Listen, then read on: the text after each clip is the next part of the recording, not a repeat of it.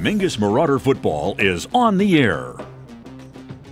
The 2023 Mingus Marauders are proudly sponsored by Jones Ford Verde Valley, Arizona's best since 1970.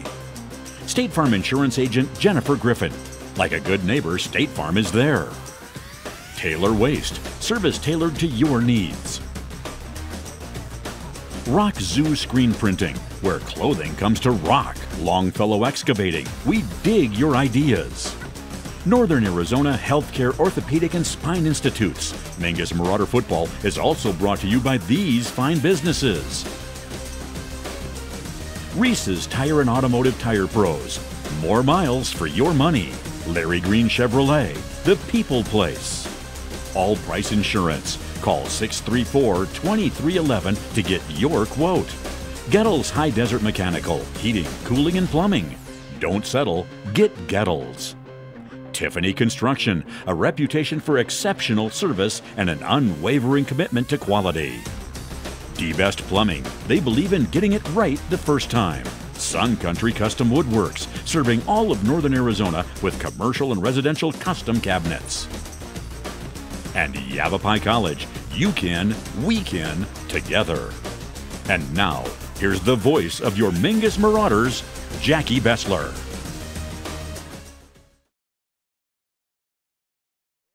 One and all, welcome to Bradshaw High School, home of the Bradshaw Bears, the Mingus Marauders 4-2, the Bears 4-2, coming into today's game here for the Grand Canyon region. Jackie Bessler and Nick Yatsinko along with us. Sorry for a little bit of delay getting going here for our broadcast here tonight. A few technical things, but hopefully we have them all worked out. 4-2, both teams coming into here tonight. The Mingus Marauders victorious last Friday against Flagstaff, 29-10. The Bradshaw Bears not victorious against the Coconino Panthers by a score of 41-7, and it looks like I believe the Bears are looking for some retribution from last week's game. Seriously, we were completely shocked, and I'm pretty sure most of 4A was very shocked at that outcome last week against Bradshaw and Coco. Oh, certainly so. So here tonight, both of these teams coming back at it, and of course, former Mingus Marauder coach Bob Young leads the way. 200 victories 2 weeks ago as a head coach, and that one taking place against Apache Junction. Congratulations to Coach Bob Young. 200 victories as a head coach. That is quite an accomplishment. Seriously amazing, and Coach Young, he deserves every bit of that. I had a moment with him and Coach Montebaez before the game, and Coach Montebaez says, hey, thanks for not getting that 200th win against us. Right. No doubt. We're going to take a quick break. When we come back, we're going to talk about 4A rankings. They came out this week. We're going to talk a little bit about these squads, and then we're going to get right into playing out here from Bradshaw High School. The Mingus Marauders and the Bears, we will return after this. All Price Insurance on Main Street in Cottonwood is your local insurance provider for personal and commercial insurance. Call and compare over 150 different insurance companies for home, auto, commercial, RV, motorcycle, boat, or ATV. Specialty insurance and insurance bonds are no problem at All Price Insurance in Cottonwood. I'm Chris. And I'm Tandy, owners of Taylor Waste. We're homegrown in the Verde Valley and nearly your last local choice. We want to be your first choice for residential and small business garbage service. Get a free month service when you make the switch to Taylor Waste. And enjoy monthly service as low as $16 per month. Visit TaylorWaste.com for more information. Or to start service, call Taylor Waste at 649-2662. Taylor Waste, service tailored to your needs. People often refer to Larry Green Chevrolet as the people place. Keeping that reputation is a priority in the community, and with every customer that comes through the door. Larry Green Chevrolet, we're better and we'll prove it. If you're in the market for a new or pre-owned car, truck, van, or SUV, you'll find our selection extensive and the sales team professional and courteous. Visit Larry Green Chevrolet just off Highway 260 next to Walmart or LarryGreenChevrolet.com. Starting in the late 1920s, Grandpa Gettle and his brothers laid the groundwork for what would become a family legacy. Almost 100 years and 100 patents later, Gettle's High Desert Mechanical continues to raise the bar of quality heating, cooling, and plumbing products and services throughout Yavapai County and Flagstaff. Call Gettle's High Desert Mechanical Heating, Air Conditioning, and Plumbing at 567-2200 or online at goettlshdm.com. Providing solutions for your comfort. Don't settle. Get Gettle's and go Marauders. Back here at Bradshaw High School, the Mingus Marauders getting set. Actually, both teams going out for the coin toss out there. And, of course, we have got all of our sponsors to talk about here for the 2023 season. Hey, want to let you know that the AIA rankings for 4A are out. And Nick's got some information. Kind of interesting where everything fell, huh? Yeah, seriously, especially after Bradshaw played Coconino. And, again, Bradshaw lost to Coconino 41-7. However, they are still ranked above Coconino in the 4A rankings. Bradshaw is sitting at number 16 right now. Coconino sitting, Bradshaw's at 15, Coconino at 16, and that is due to the power points, Jackie. So that means that Bradshaw's opponents have been, really stellar playoff quality teams with a lot of wins. So they are barely ahead of Coconino in the standings, even after the loss. Then another Grand Canyon team at number 10 in the 4A standings. Love to see the Grand Canyon represented in the playoff picture thus far, and that's Lee Williams. Lee Williams has over 10 on the rating scale for power points. That's pretty dang good. So Lee Williams aiming to be a formidable opponent this year as well. Well, the Mingus Marauders, the coin toss brought to you by Jennifer Griffin, State Farm Insurance, and of course a former Mingus Marauder. And you can go to Jen is my SF agent. Jen is my FS agent. Looks like the Mingus Marauders are going to be kicking off. Bradshaw should be receiving, if I saw that out there correctly. I want to thank Reese's Tire for our eye on the game, which of course is our umpires out there. We're going to take a quick little break. When we come back, we will talk about our umpires when we return to Bradshaw in 30 seconds.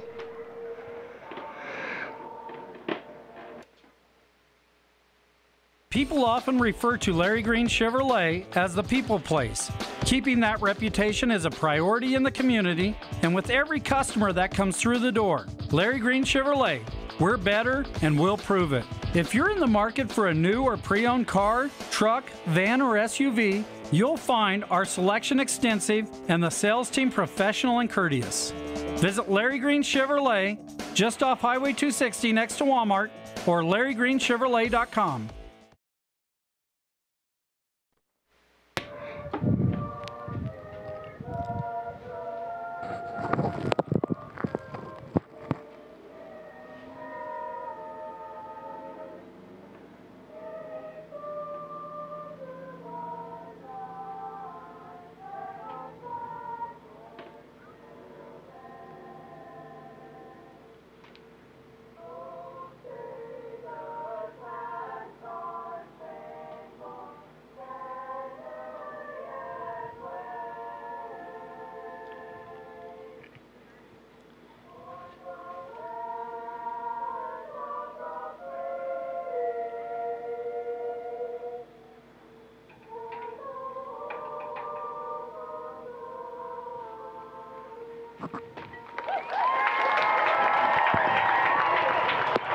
The national anthem out there, performed by the choir here at Bradshaw. Did a great job with it. And, of course, our referees, our umpires here tonight are who? We got Clinton Bradford will be our umpire. Eric Sanders is our back judge. Tommy Wells, the line judge. William Hammett is our referee. And the head linesman is Pat Barr this evening here in Prescott Valley. And, of course, it is all brought to you by Reese's Tire. The eye on the game. Look for discounts, coupons, and rebates on tires, wheels, and automotive services at Reese'sTire.com. Locally owned Reese's Tire and Automotive Tire Pros won't be beat. You can ride secure with a nationwide warranty on both tires and service. Available at 50,000 locations nationwide. Bradshaw's going to set up to return out there. And the Mingus Marauders will be kicking off. Stokes will do the kickoff as the special teams unit goes and checks in with the coach out there. Gets themselves ready. And here on homecoming night for the Bears, Jackie. So Marauders going to be trying to spoil homecoming here for the Bears.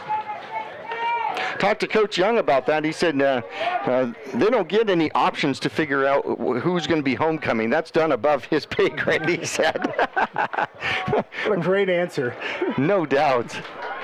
No doubt. So the Mingus Marauders will be kicking off for this one. Both teams 4-2, and we are just about underway. There's a kick. It's a decent boot going toward the corner, and it is caught, and it is taken out of the corner, brought down, and finding a seam and running his way through and breaking away across the 40, across the 50, and finally knocked out of bounds at the Mingus Marauder 35-yard line. A tremendous return out there for the Bradshaw Bears to start this one. Whew, and the late hit there at the end, thank goodness, Rain Stokes had to save the touchdown, laying a big hit on the sidelines, but not before Bradshaw finds himself with great field position here right off the first kick. Abby Jorgensen with the return for the Bradshaw Bears out there, number 1. The Bradshaw Bears wearing the black with the red numbers out here, the Mingus Marauders in the away white, and we're getting set. A wing formation for Bradshaw out here. Mingus gives up a lot of yardage on the opening kickoff. Bradshaw starts at the Mingus Marauder 35-yard line, and a run play, and coming through is going to be Latham with a big tackle out there, and that is going to be running the ball is going to be number 22, and that's going to be Monday for the first run of the game. I love the start by Latham and the Marauders defense. Way to get in the backfield early.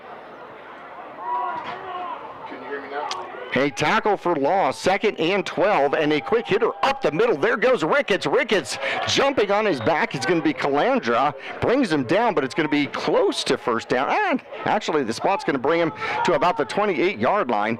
So he'll pick up almost 10. It's going to be 3rd and short out there. And you guys are in hurry up too, Jackie. Mingus Marauders get to the line, and they stop it and collapse on it.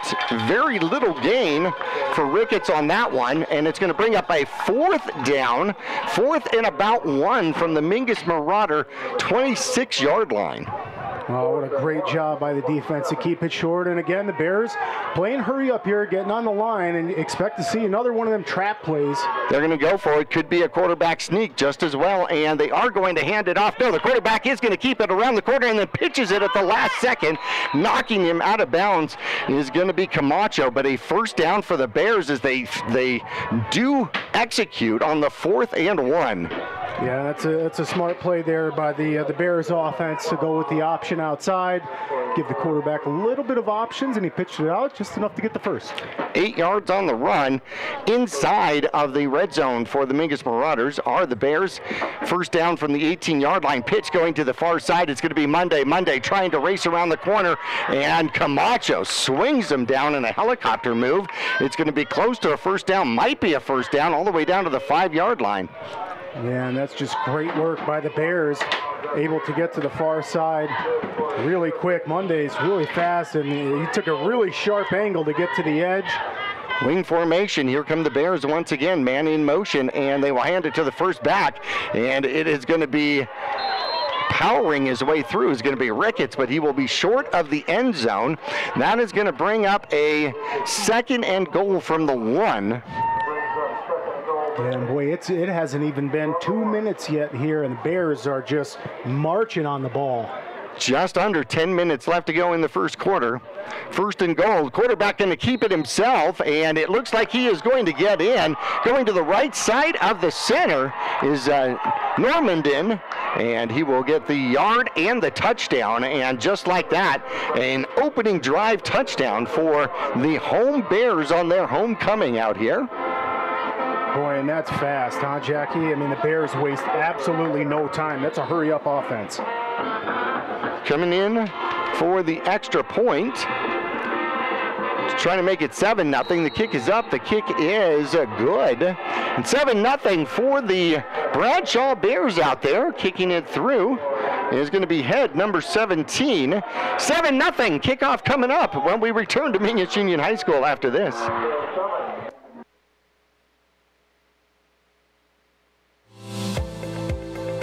Choose the region's most comprehensive heart program.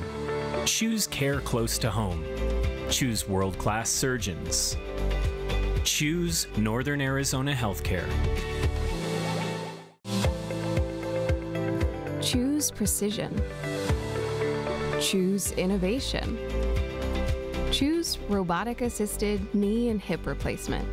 Choose.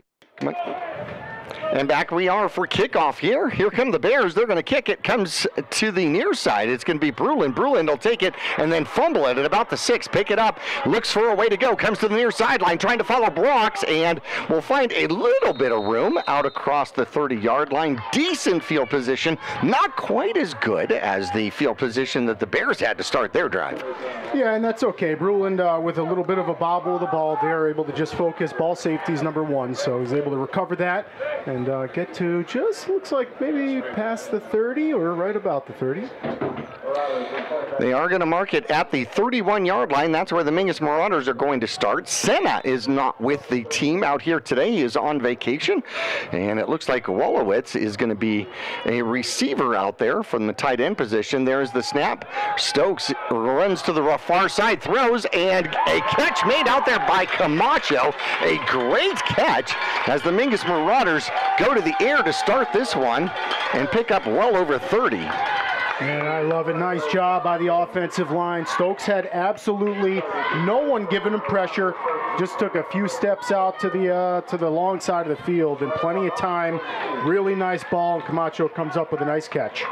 Good route run out there for 38 yards and a Mingus Marauder first down. Mingus trying to respond as the Bears ran the field and scored on the Mingus Marauders early. Mingus taking their time in their huddle. They are now in Bears territory at the 42-yard line. Mingus Marauders come out in a spread formation once again. One back in the backfield. There is the snap, and Stokes is going to run it. Comes to the near side. Doesn't find much. Gets across the 40. Maybe picks up 3 and loses his helmet. And I wonder if he's going to have to go out for a play now. I don't think so. I think because he was on the ground, Jackie. I don't think they're going to make him sit out a play there, but you got to be careful. And Stokes with a nice quarterback keep. You see there at the end, I think that was Latham shoving his helmet back on. Right. Put that thing back on. Right, no doubt. We're going to have to make your ears bigger so the helmet stays on better. Somebody tighten that thing in the huddle. 2nd and 7. Of course, with Senna not out there, you got Grajova in the backfield, and looks like Ralston and De La Haye will run some wing, and it looks like Brulin trying to get around the corner. Can't quite get around the corner. Kept bouncing in, then bouncing out again, and he'll pick up 1. Went a long ways to pick up 1. Yeah, and nice job. He's just following his lead blocker, Isaiah Latham, out there, getting the edge and doing a really nice job of finding the last guy, trying to seal him off. But the Bears do a good job of just taking good angles to the sidelines, not letting Brulin get there. 3rd and 6 now for the Mingus Marauders. The ball at the 38-yard line of the Bradshaw Bears. Spread formation once again. Wonder if Mingus is in 4-down territory. There's the snap. Stokes looking to throw, comes this side, throws off of the fingertips out there by De La Haye, right at the sticks, and that's going to bring up a 4th down. Now, of course, Stokes is your punter, and he's also your quarterback, so if you're going to do something kind of sneaky here, you certainly can do it. Yeah, that's the magic recipe. I mean, right, Jackie? That's an ultimate weapon right there, to have your quarterback being the one kicking. And I know Stokes looked a little frustrated with himself on that one, but that's a nice play and nothing to get frustrated about. The air game's working, your offensive line's giving you time. So interesting to see what Coach Montebias will go with here on 4th. Got to remember, James Gigi out there, one of the linebackers, is going to ASU D1 next year, and a long throw from a flag from the back judge. And they're going to call him motion on the Mingus Marauders and back it up. Looked like Mingus was looking to go for it.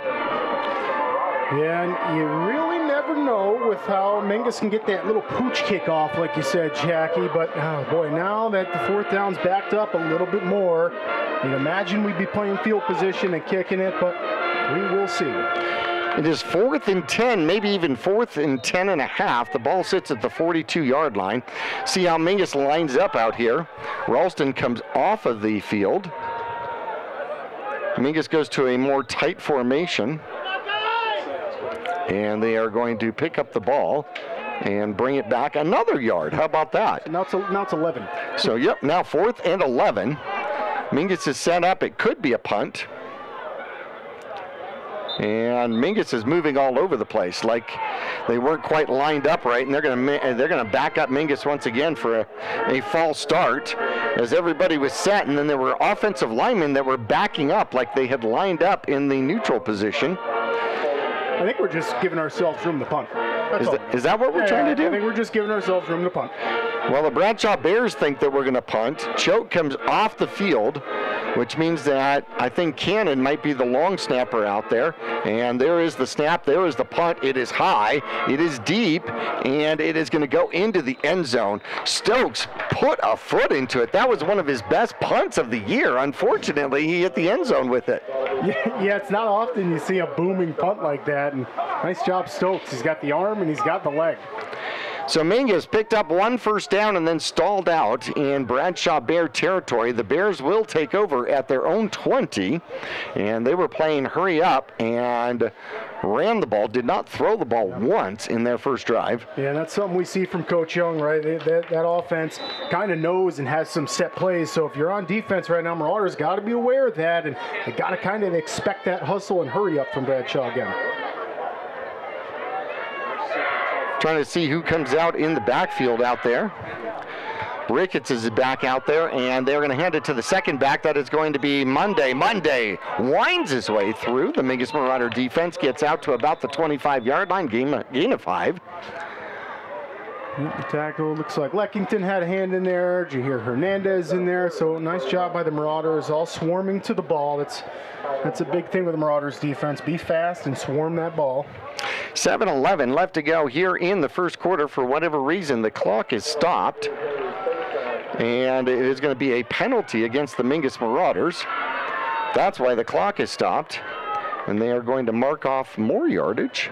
I did not see the call. Did you catch the call, Nick? That's going to be 15 yards, though. It was a face mask, Jackie. A face mask on that. I didn't quite see because there was quite a few Marauders in on the tackle, but they got us for a face mask on that. Third penalty against the Mingus Marauders now for 25 yards. And here comes the snap, a run through the middle, and it'll gain about 5. And that's going to be number 40. Is that Dylan Garrett on the run, or was that Ricketts?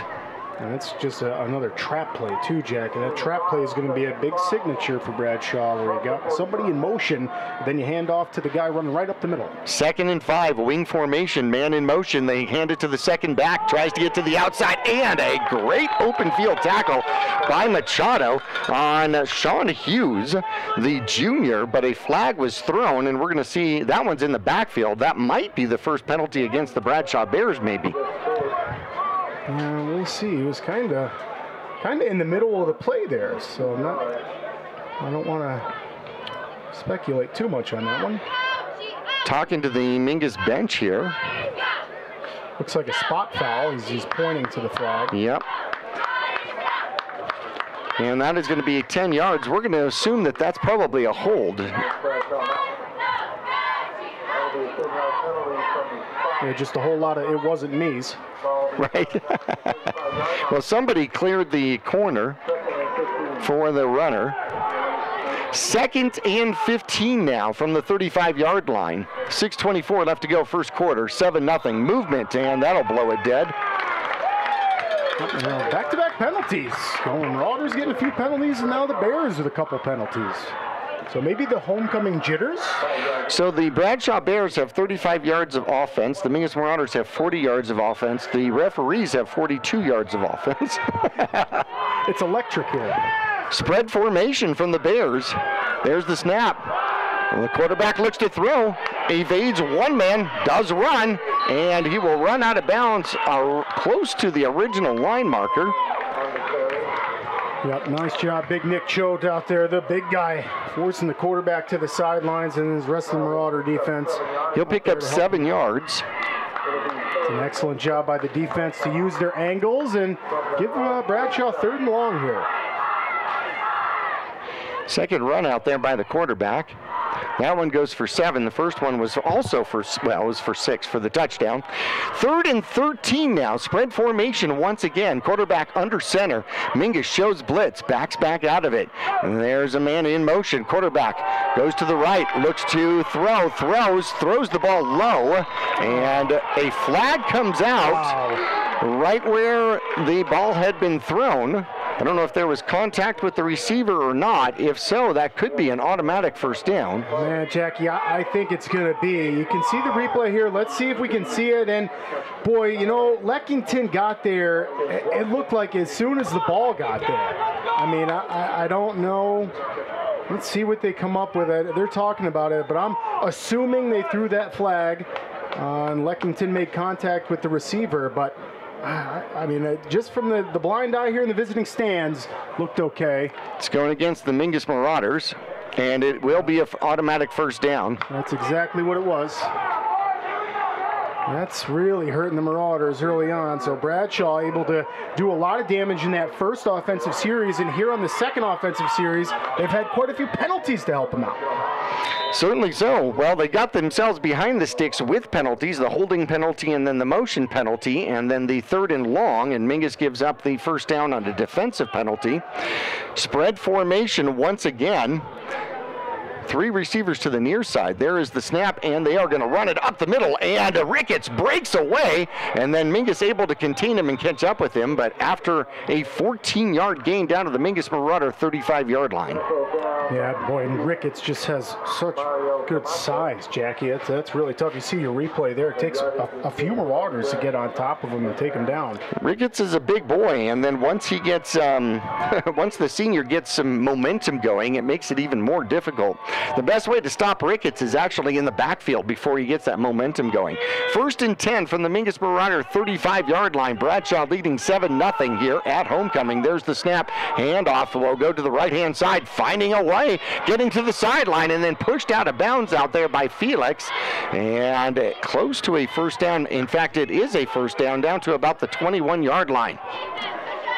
And that's going to move the chains for the Bears. So the Bears really finding some success offensively. We haven't forced them to kick or anything just yet. So big chance for the Marauders defense to come up with a big stop here. 14 yards on the carry for Monday as he gets around the corner. First down once again just outside the red zone, the 21-yard line. Spread formation once again. Ricketts is in the backfield there. Oh, the snap gets away from the quarterback, and he's just going to dive on it. Now, let's see if Mingus's defense can take advantage of that.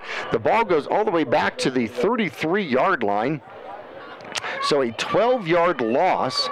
The snap just went past the quarterback. He just lost the handle. Yeah, seriously fortunate for the Marauders here, Jackie. You got to capitalize on this, right? Marauders defense, it's go time. Lick your chops. It's now 2nd and really long for the Bears.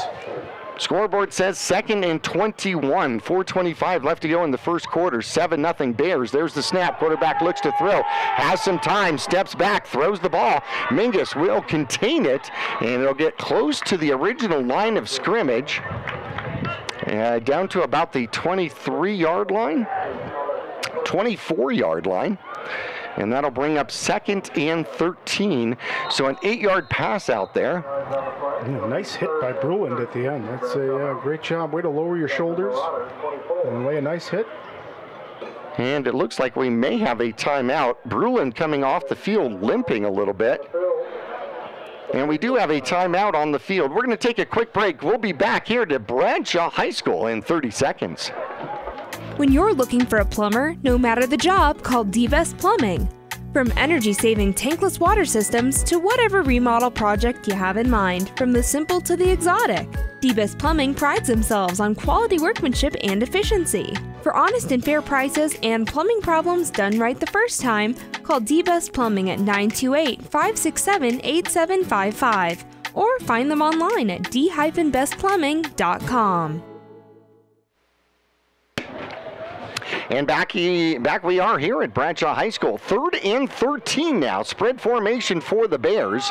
Man in motion, and there's the pitch coming to the near side. Mingus gets to it, and getting around it is Monday, and Monday is dropped by the Well, let's see. He's dropped by the jersey at about the 16-yard line, somewhere in that general vicinity. Picks up decent yardage. I got to imagine the Bears are going to go for this 4th and 6 from the Mingus Marauder 17-yard line. Yeah, and Jackie, I agree with you here. I think the Bears will opt to go for this as well. I mean, even if they don't get it, it still pins the Marauders pretty deep. And if they do get it, obviously, that was a smart way to go. See if the Mingus Marauder defense can stand up here. Wing formation now. One receiver to the short side of the field. Man in motion, and Mingus jumps.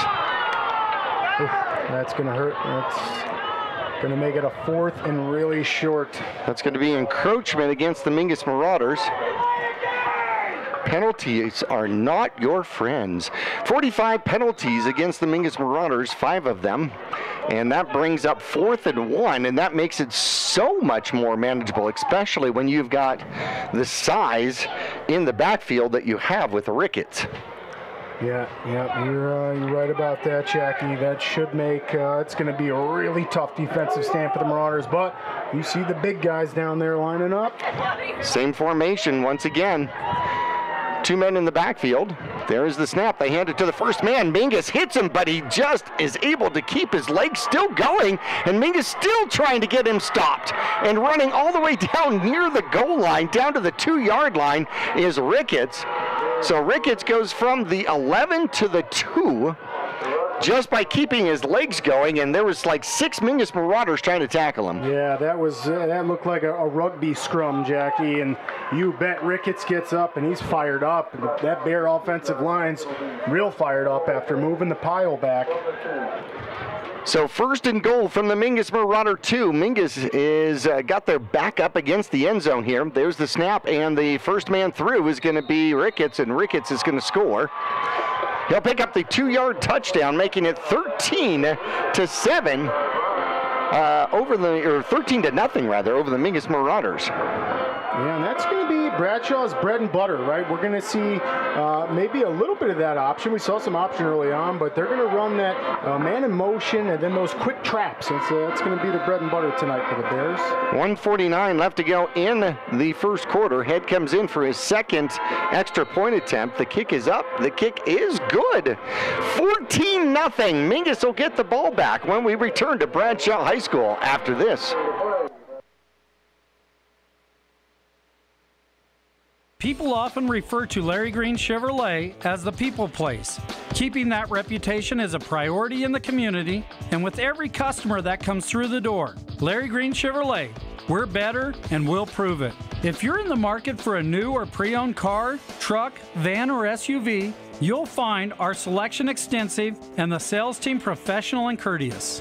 Visit Larry Green Chevrolet just off Highway 260 next to Walmart or LarryGreenChevrolet.com. And back here at Bradshaw High School, 14-0, 1:49 left to go, and the Bears are going to kick off to the Mingus Marauders again. They do kick it off. Brulin's going to take it. He's going to take it about the 12-yard line, and he'll find a lane up the middle, and ooh, that closed quickly. And going down hard right at about the 28-yard line is Brulin. Mingus will take over and start there. Trailing 14-0, this becomes an important drive for the Mingus Marauders early. Yeah, most certainly does. Offensively, you've got to find some success, get a few first downs, and try to get some points on the board. You don't, already down 14-0, you don't want to go down by a 3-score deficit, especially against Bradshaw. I was mentioning that James Giggy in the defense is one of the linebackers on his way to ASU next year. What a big guy. There's the snap and a late handoff, and coming to the sideline is going to be Grijalva. Grijalva gains a decent gain, and he'll pick up, looks like 7, and he'll get back up, throw the ball back. All right, so Grijalva found a way through. A high snap, did you see that? And then Stokes did a great job of getting the ball down and then off to Grijalva, so he had the ability to get his hands on that ball. Yeah, what a great offensive play for first down. Leaves you with 2nd and manageable here. That's what you want to see. They officially call it 2nd and 4, so 6 yards on the run. Here come the Mingus Marauders. There's the snap, and it's going to be Brulin. Brulin trying to get to the outside, and they will race him down. And he will get back to the line of scrimmage.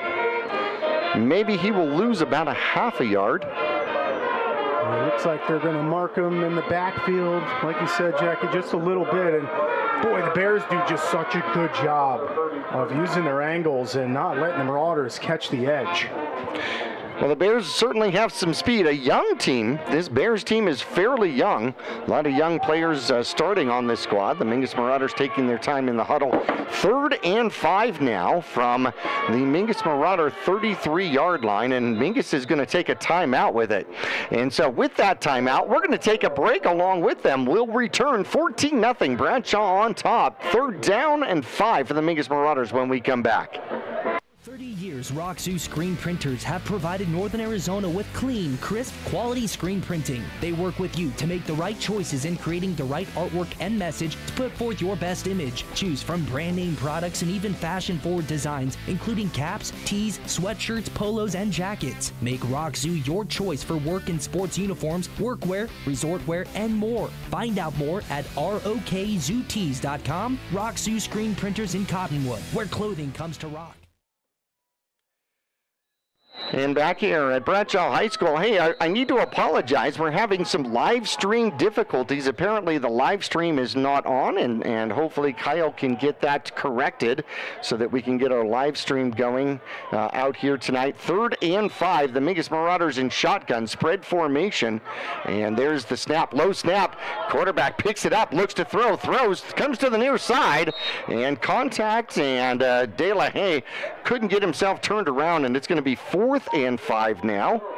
So Mingus will have some work to do and figure out whether or not they're going to be able to go ahead on that one. Yeah, tough situation here for Coach Montebias and the Marauders. We'll see. Most likely going to be kicking it here, but Jackie, like you pointed out, I'm not gonna harp on it too much, but there was definitely contact there on the last throw, and we'll leave it right at that. I wonder whether it was catchable, though. Yeah. I wonder whether it was catchable. So Mingus lines up, potentially punting here. Bradshaw's got one man back, sitting at the 30-yard line, and here comes the penalty flags. And it's going to be encroachment against the Bradshaw Bears. Now let's see if that actually gives the Mingus Marauders a first down via penalty. Boy, this could be the break that the Marauders needed right here. Let's see if they give them the first. It's close. Can we measure it? They set the ball down at the 38-yard line, and well, there we go. He flipped it. Well, can't go back now. Right? No, they are going to move it. They're going to give the Mingus Marauders a first down on the penalty, so Mingus does get a break. De La Haye was coming out, and they said, no, get back out there. You're getting the ball. Yeah, wait a minute, offense. Way to be disciplined. That's a great job. The Marauders able to get the first down. So 1st and 10, new set of downs for the Mingus Marauders. Wing formation out here for the Marauders in the white. There's the snap, and the handoff going up the middle is hit hard and quickly by the Bradshaw Bears. Little to no gain out there. And getting up off the bottom of the pile is going to be Brulin. No, that's going to be Ralston. I'm sorry, Ralston's first run of the game. And that's going to wrap up And that's going to be the end of the first quarter. So the Bradshaw Bears have control of this one. 2nd and 10 for the Mingus Marauders when we return to Bradshaw High School coming up after this. People often refer to Larry Green Chevrolet as the people place. Keeping that reputation is a priority in the community and with every customer that comes through the door. Larry Green Chevrolet, we're better and we'll prove it. If you're in the market for a new or pre-owned car, truck, van, or SUV, you'll find our selection extensive and the sales team professional and courteous.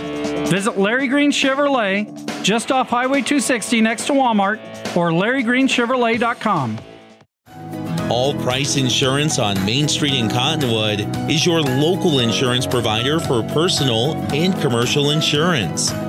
Call and compare over 150 different insurance companies for home, auto, commercial, RV, motorcycle, boat, or ATV. Specialty insurance and insurance bonds are no problem at All Price Insurance in Cottonwood. And back here at Bradshaw High School. If you are just joining us, the live stream is now back on. Sorry about the technical difficult. 2nd and 10. Ralston takes the ball and dives ahead forward off tackle on the right-hand side for maybe a little. And they might give them one. It's going to be 3rd and long now for the Mingus Marauders. Yeah, and that's a very sizable defensive line for the Bears. And then, I mean, forget about the defensive line. Their linebacking core with James Giggy, they're almost as big as the defensive line themselves. That's why he's going to ASU, I imagine. 3rd and 10, no gain on the play. Mingus will come out in a spread formation. You got Bruland and Camacho down at the bottom of your screen. One back in the backfield. There's the snap, and Stokes turns around, throws the ball, puts it up. It's a 4-grab ball, and it's in the middle. 3 Bradshaw Bears and 1 Camacho, and Camacho almost came down with it. Holy cow, that was dangerous, but that's going to bring up a 4th down now for the Mingus Marauders. 4th and 10 from their own 38-yard line. Yeah, here's a tough predicament for the Marauders, but you know what? I really like the chance. I mean, Stokes put it up, and Camacho's a baller. I mean, Camacho almost made the play and got it down with a couple Bears around him. You imagine Mingus is going to punt. Stokes is kind of in a punt position, but obviously as your quarterback can go and do just about anything, he will punt. Puts this one high, and it goes to the far sideline, goes out of bounds, and we're going to have to see where they're going to mark it. Ooh, looks like they're giving the Marauders the benefit of the doubt there. Well, let's see where they're actually going to mark it. So the referee was sitting at the 35-yard line. Now he's moved himself up to the 41-yard line. And it looks like that's where they're going to give the ball. So that doesn't become as effective as a punt out there for the Mingus Marauders. So 1st and 10 for the Bears from their own 41-yard line. They have the lead, 14-0, and the ball. Strong formation to the near side of your screen. Quarterback up under center. Puts a man in motion and then hands it off to the second man. Mingus surrounds him, and then he cuts back and almost escapes. Picks up 1. Great job by the Mingus Marauders. I think that was Leckington following the play and making the tackle for a short gain of 1. Yeah, it sure was Leckington, and that really is an outstanding job. He's just not giving up on the play, and he had the runner wrapped around the waist, and he did not let go. He came down on the ankles and just brought him down. 2nd and 9 from the 42-yard line. Spread formation now from the Bradshaw Bears, and out of shotgun is the quarterback, and he'll take the snap. Looks to throw, throws, has it up, puts it up, and it comes down to his receiver out there. Getting turned around was the Mingus Marauder defense, and it goes from the 42-yard line all the way out to the 22-yard line. Wow, and what a ball. And boy, Machado was with the wide receiver step for step on that, Jackie, and boy, just didn't turn his head in time. And give the wide receiver really good credit for that's just great timing to look back and kind of stop. That ball was underthrown, and it was perfect. The wide receiver read that well. Yep, came back for it. Yep. So Normandin is now 2 for 2, 44 yards out there. They go back to the wing formation with the quarterback under center. There's the snap. They will hand it to Ricketts up the middle. Ricketts makes one move, and Camacho comes up to make the tackle at about the 15-yard line. Gain is 7. And that's where the Bears not only have the lead, the ball, but they got the momentum right now too, Jackie. The Bears offense moving it downfield. 10 minutes left to go in quarter number 2 on homecoming here for the Bradshaw Bears. 2nd and 4, maybe 2nd and 3 from the 15-yard line. Quarterback under center, man in motion, and a late handoff, and then there's going to be a pitch. The pitch is on the ground, and then diving on it, and is still available, and the Mingus Marauders come up with it. A turnover for the Mingus Marauders, and it's going to be Felix who finally comes up with the ball on the ground, and Mingus gets the turnover. Yeah, nice job, Jose Felix. Good focus.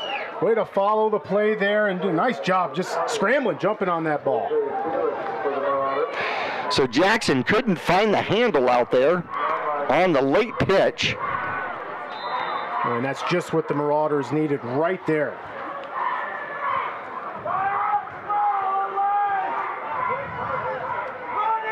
So the Mingus Marauders will take over at their own 13-yard line. There's the snap. Stokes looks to throw. He's in trouble. Throws. Has a man up the middle, and it's going to be Brulin. And he gets himself out to the 20, and that is a very acceptable first down play as he'll pick up 8. Yeah, sure is, and that's a really good ball by Stokes. That's a small window, a couple Bears around him, and he's able to get it nice and tight in there to Brulin. Thought he was going to come out to Camacho to the near side. Chose not to. Second completed pass out there for Stokes. He's out of shotgun now. Takes the snap, moves to the right, gets out of the pocket, and here comes the flag. He'll throw the ball downfield, he'll throw it away. But that flag is in the backfield, and we're going to see if that's going to go against the Mingus Marauders. And most certainly looks like it's going to be in the area of a hold, which will back the Marauders up closer to their end zone, but he's still got some downs to live here. So it is 2nd and 3. So there was 7 yards on that reception. And we're going to see if they are going to take the penalty. I would imagine they would. Wouldn't you think so? Yeah, and they're taking it. They're walking the ball back now. So the ball was out to the 19-yard line, and it is now at the 10-yard line. So effectively, about 9 yards. So it is 2nd and 13 now for the Mingus Marauders. Back under center is Stokes. Has a man in motion, and now looks to throw, puts the ball up. Camacho has a step, and there comes the flag. Camacho had his hands out trying to make a little bit of separation, and it looks like there was contact. Now we're going to see if they're going to call that offensive or defensive pass interference out there, but the flag did come out. Yeah, boy, to me, Jackie, looked like a good battle for the ball. I mean, Camacho almost came up with it. But like you said, Camacho's arms were a little bit extended, and same for the defense. And it's going to be a pass interference against the Bears. That's going to give the Mingus Marauders a first down. Yep, so well done. Good throw by Stokes. And nicer job by Camacho. Obviously, if that pass interference doesn't happen, that's a huge gain. 10th penalty in the game, and we're still 8:47 left to go in the first half. 1st and 10, the Mingus Marauders at the 25. The ball goes through Stokes. Stokes picks it up and will get tackled. A big loss out there by Stokes. I'm glad he got up because he kind of got rolled over on that one. So the snap went between his legs, and it was a ground ball. And that's going to be a big loss out there of 13 yards. Yeah, it's time to dive deep in the playbook here, Jackie. You don't ever really have plays for a second and it looks to be about 20 out there. No, but you have a play for 2nd and 10, and that's what you run. Yeah, exactly. You know, and you try to cut this in half and make something a little bit more manageable for 3rd down. There's the snap, and Stokes looks to throw the ball, throws the ball, has a man downfield, and it's going to be Brulin. Brulin with the catch. He is out near the 50-yard line and then dragged out of bounds, well out of bounds. And that is going to be a first down for the Mingus Marauders. Holy cow. Yeah, what a ball. Nice job, Brulin. And another really tight window that Stokes is able to get that ball into. And like you said, Jackie, Brulin got kind of over-ended after that play along the sidelines there, but kind of looks like one of the Bears went down on that one too, so hopefully he's okay on the sidelines. I know the refs blew the whistle there for just a second, but looks like they're okay. 37 yards on the reception out there to Brulin, and he hit him in stride. That was one of the best thrown balls that I have seen from Stokes all season long. 2 receivers were in the area, and then one automatically became a blocker. Near midfield, Stokes looks to throw the ball again. Throws the ball, has a man. It's going to be Brulin again, and hitting the defensive player who ran into Brulin, but the ball hit the defensive player in the back. So Brulin had to try to come back to that ball. So it was there. Yeah. There was separation, and it just didn't quite get there quick enough. No, and that's a great call. That's exactly what happened. It just kind of skimmed the defender. Brulin did a really nice job of trying to come back to it. It almost came up with a great catch there. 2nd and 10 from the Mingus Marauder 49-yard line. Spread formation once again, low snap. Stokes picks it up. He's in trouble. He's got to run, and he will get sacked back at the 40-yard line. That'll be a loss of 9. Ooh, that's a painful one there. I mean, Stokes took a little bit of a lick there. Bradshaw able to get the sack, and you see a big hit at the end there. Bradshaw didn't have a lot of sacks coming into this game.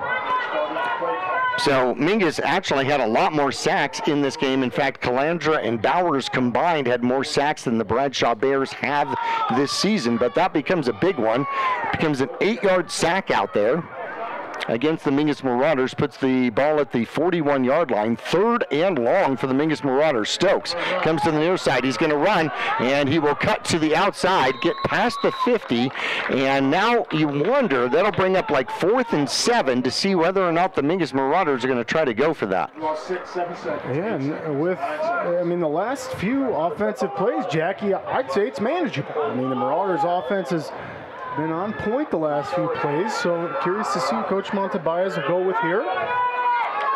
6:34 left to go in quarter number 2. Bradshaw with a 14-0 lead, and Mingus took the ball away deep in their own territory, got a fumble recovery. Now they're going to go for it on 4th and 7 from their Bradshaw Bear 47-yard line. And there's the snap. Stokes goes to the far side, looks to throw the ball, and the ball gets knocked out of his hands, and it'll be covered by the Bradshaw Bears. And so a fumble by Stokes. He got hit from behind, and the ball came out. He was just winding up to make that throw and didn't quite get it done, and the Bradshaw Bears are going to take over at the Mingus Marauder 41-yard line. Yeah, and what a hit on that, too. I hope Stokes is okay. I know he's showing a tiny bit of frustration coming over to the sidelines.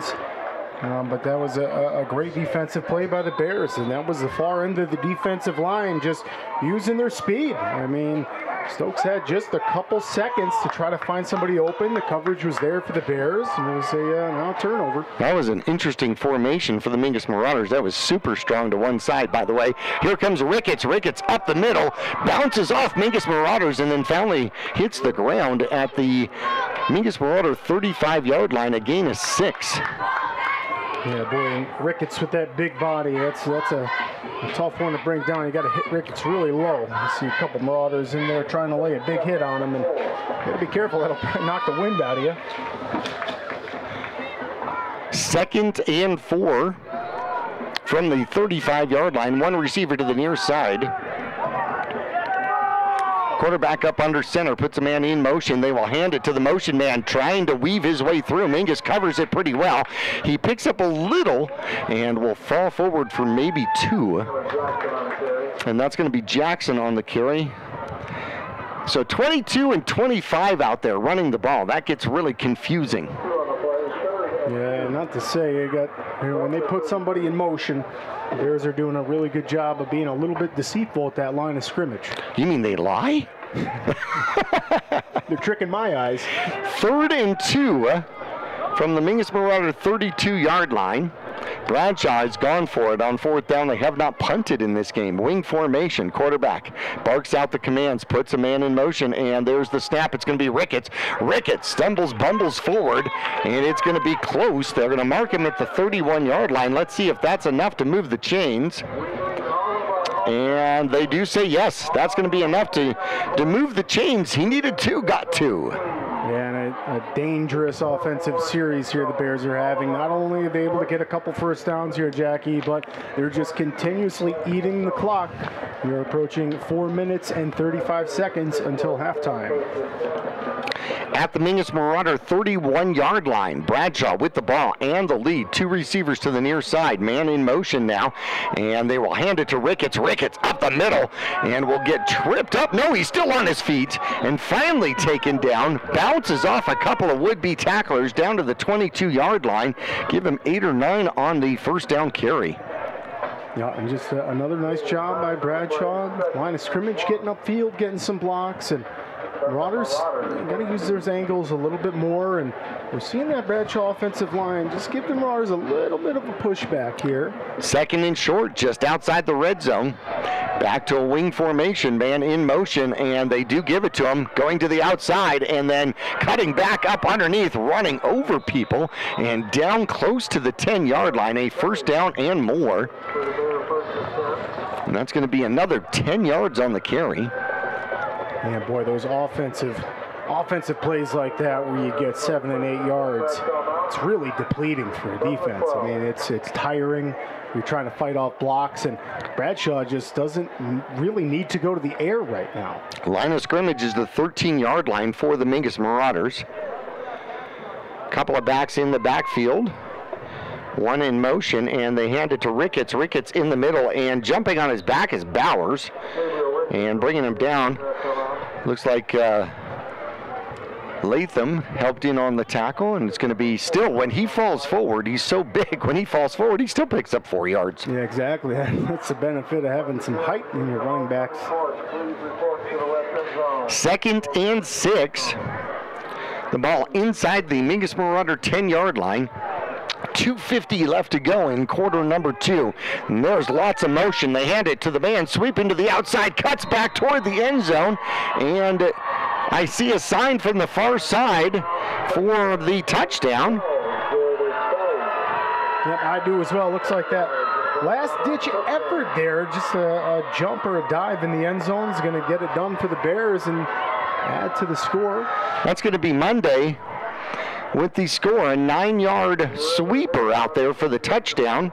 And that extends the lead 20-0 over the Mingus Marauders. Head comes in for the extra point again.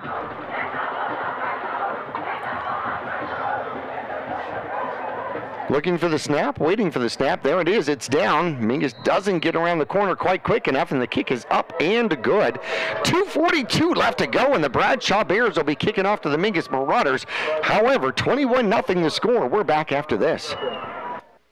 Call Rick or Scott Stokes at Sun Country Custom Woodworks about cabinets for every purpose and every budget. Sun Country Custom Woodworks can custom build cabinets for your dream kitchen or bath, adding tremendous value to your home.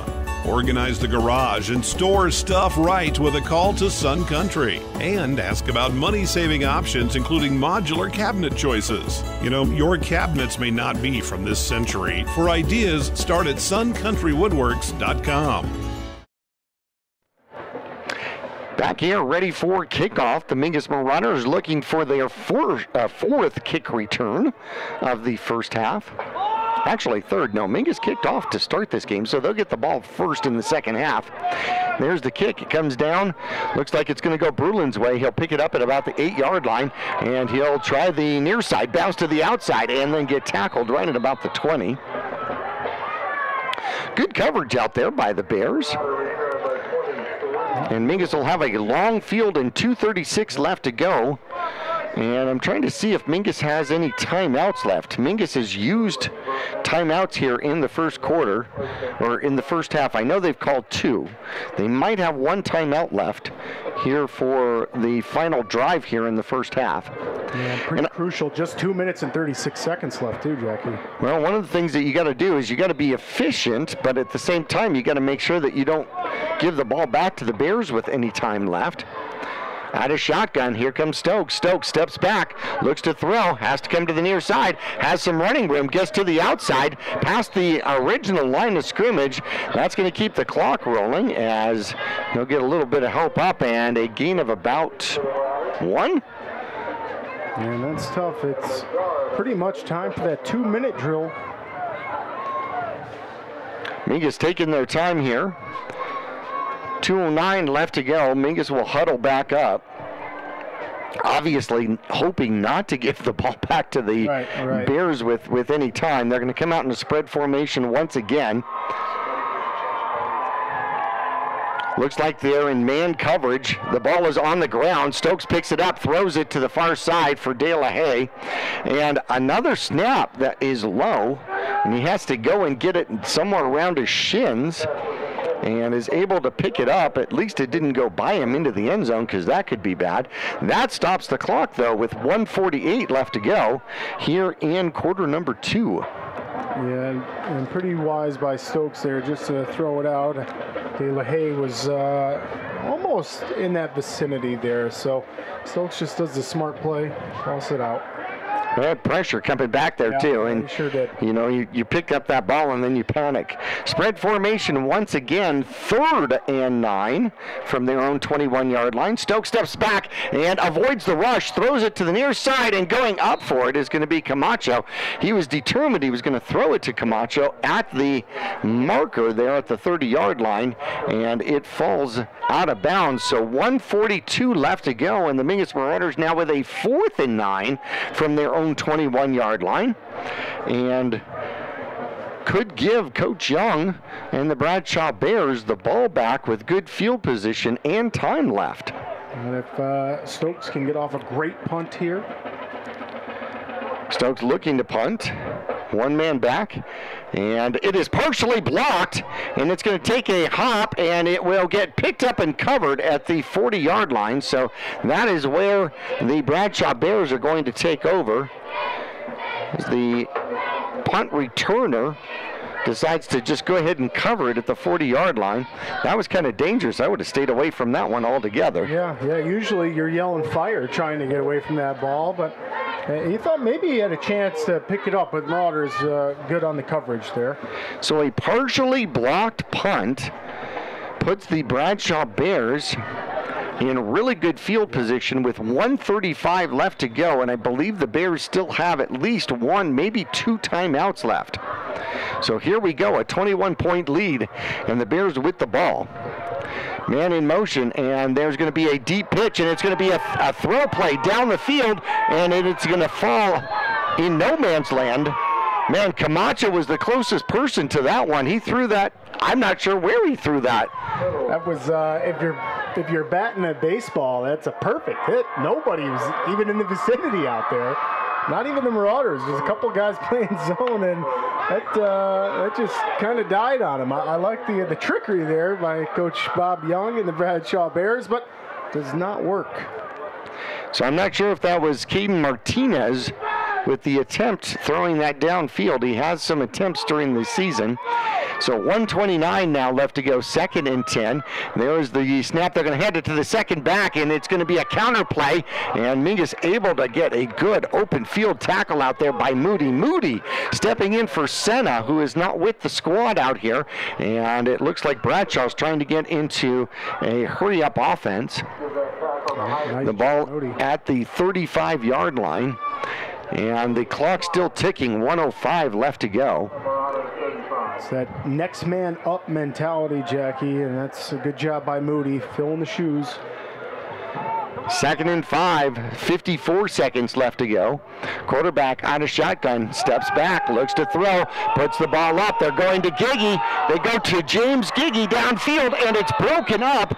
A great job breaking it up as they put the ball up for the big man, the ASU prospect, and Felix did a tremendous job defending that and then knocked the ball away as Giggy was coming down. Yeah, wasn't it? Nice job, Jose Felix. That is outstanding coverage for a defensive back, and youngsters watching, that's exactly what you want to do right there. He's stuck with Giggy. Giggy's got the size on him, but he stuck with him until the end, had his hand in there and made sure that the catch was not able to be made. Nice job, Jose Felix. Giggy comes out to the near side once again, spread formation for the Bears.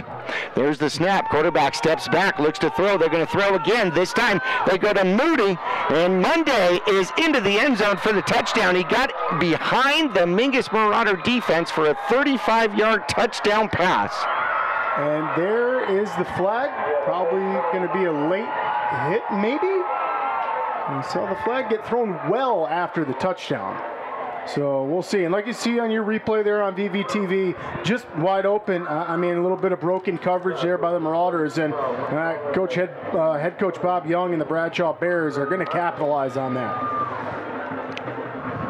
Well, they were going to Moody, and they used Giggy as a There's the touchdown. They used him as a deceptive piece, an unsportsmanlike conduct against the Bradshaw Bears that'll be on the kickoff, which is not going to do them all that much damage with 34 seconds left to go. So that makes the score 27-0 here in the first half. Head is on for the extra point attempt.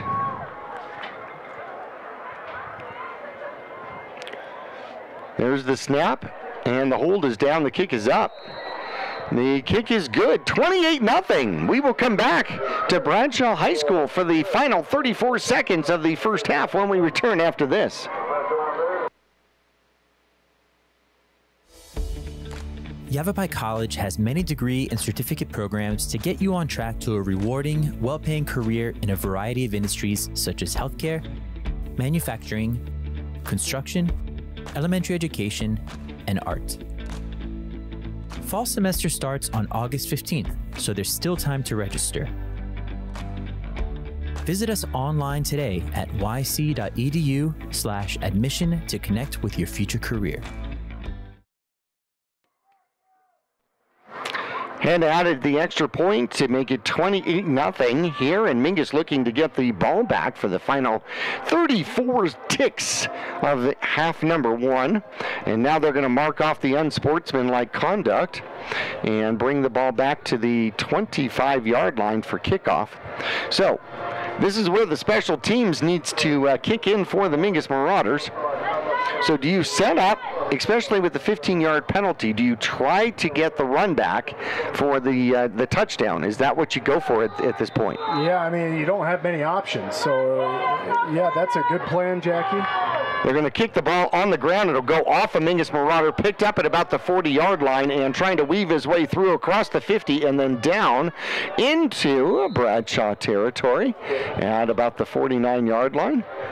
And I didn't catch a number of who ran that one back, but 8 ticks came off the clock. So the Mingus Marauders started Bradshaw territory at the 48-yard line, down 28-0. And you can probably get 3 pass plays off, don't you think? Yeah, that's what I'm thinking too. I mean, especially the way Stokes is throwing the ball pretty well, and we've had a couple successful pass plays, so definitely a chance to get down there.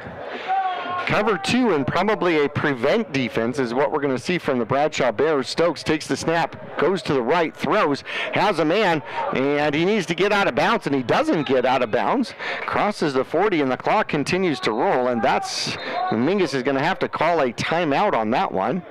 And it looks, I think Wallowitz is the receiver out there.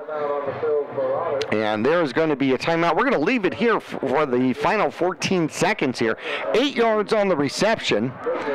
And I think Wallowitz needed to cut in and then cut back out and try to get off the, get out of bounds, stop the clock, save that timeout, right? Yeah, and that's just a little bit of awareness. You're right. You're totally right on that. You got to try to get out of bounds.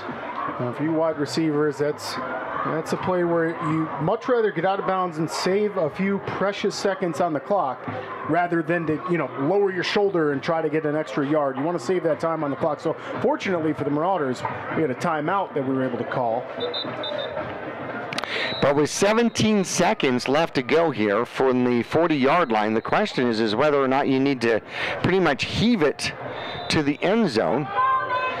So the backfield is Bruland and Ralston coming out. You got Camacho on the near side. Wallowitz is on the far side with Bruland, so 3 receivers on the right side. There's the snap. They're coming after him. They throw the ball up. They're going to Camacho, and it is going to be intercepted out there by the Bradshaw Bears. He's got room and blockers, and he runs away from his blockers, goes the opposite direction, and Bowers trying to chase him down. Bowers does chase him down. A tremendous return back out to the Mingus Marauder 49-yard line.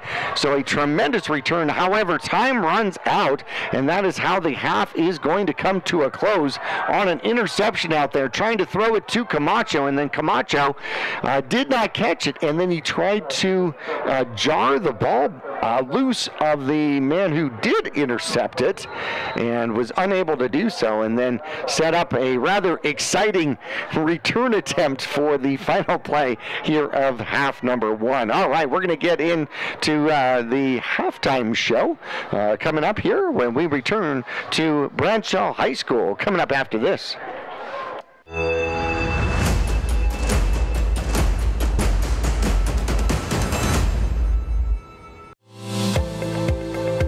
Choose the region's most comprehensive heart program.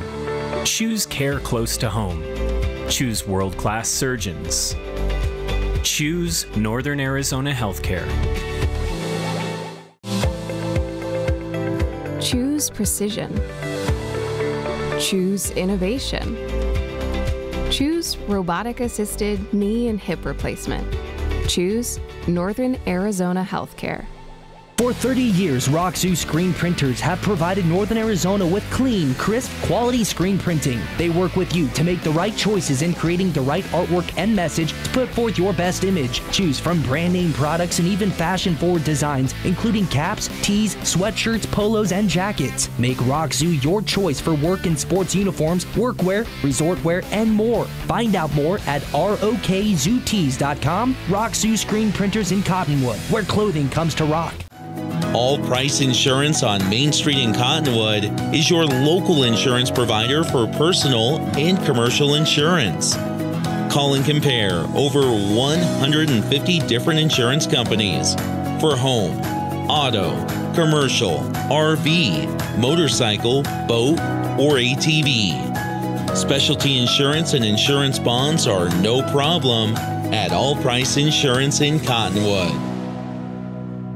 Call Rick or Scott Stokes at Sun Country Custom Woodworks about cabinets for every purpose and every budget. Sun Country Custom Woodworks can custom build cabinets for your dream kitchen or bath, adding tremendous value to your home.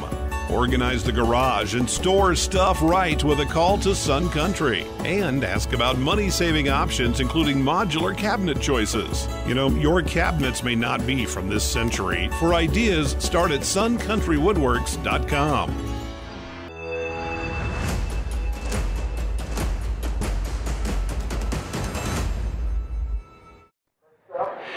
And welcome to halftime and to homecoming here at Bradshaw High School, home of the Bears, who have a 28-0 lead over the visiting Mingus Marauders. A little frustrated are the Marauders out here in the first half. It was all Bears. 9:52 left to go. A 1-yard dive by quarterback Normandin, and the extra point by Head was good. And a 7-0 lead, then 1:49 left to go. A 2-yard plunge by Ricketts, and the extra point was good by Head. And then a 9-yard sweep by Monday with 2:42 left to go in quarter number 2. Head was perfect once again with the extra point. It was 21-0. And then Monday would score again with a 35-yard pass reception with 34 seconds left to go in the first half. And Head added the extra point. All Bradshaw here 28-0. Here as we get into the Mingus Marauder Longfellow Excavating halftime report. No job too big or too small. Longfellow Excavating does it all. Septic installation, drainage, grading, and so much more. And they get to use the really big Tonka toys is what they get to use, which is fun. Call Josh Longfellow for a free quote. That's 928-300-3792. Glad you were along with us. And, of course, the first quarter we had some technical difficulties and we did not have the live stream going correctly. We did get that fixed.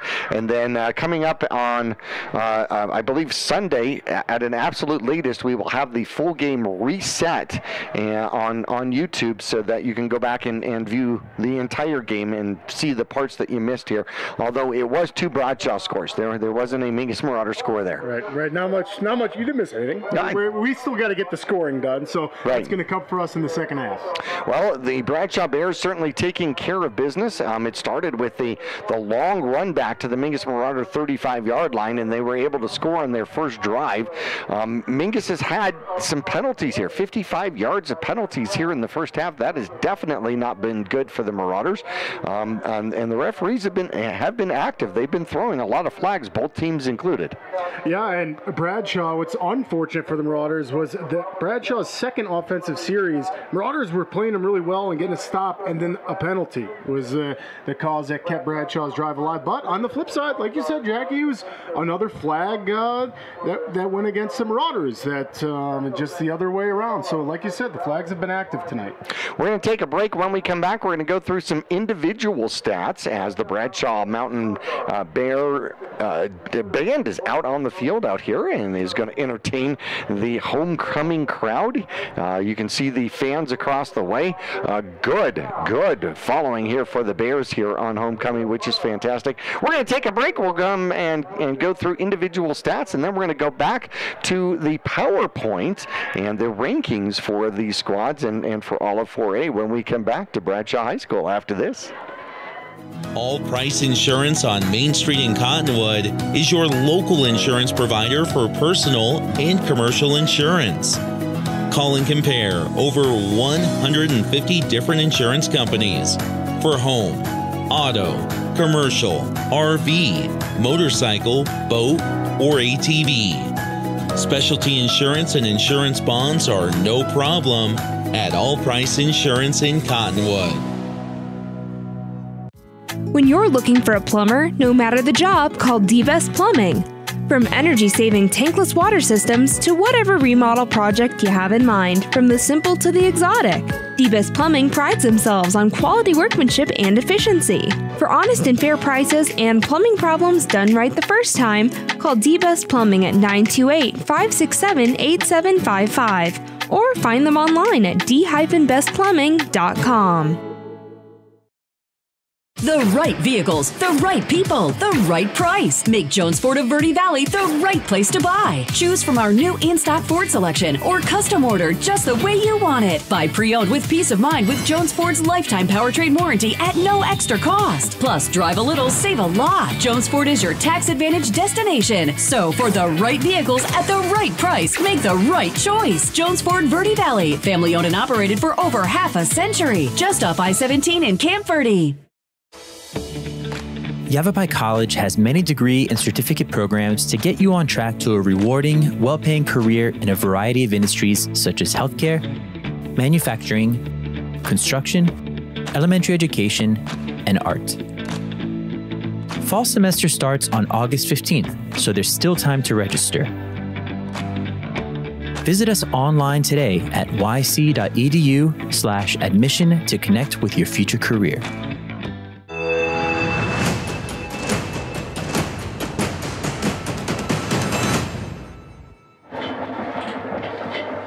And back here at Bradshaw High School, as you see the band on the field here for Homecoming 2023, which is absolutely fantastic. Glad you're along with us here for the Longfellow Halftime Report. Get some individual stats here as we take a look at the Bradshaw Bears.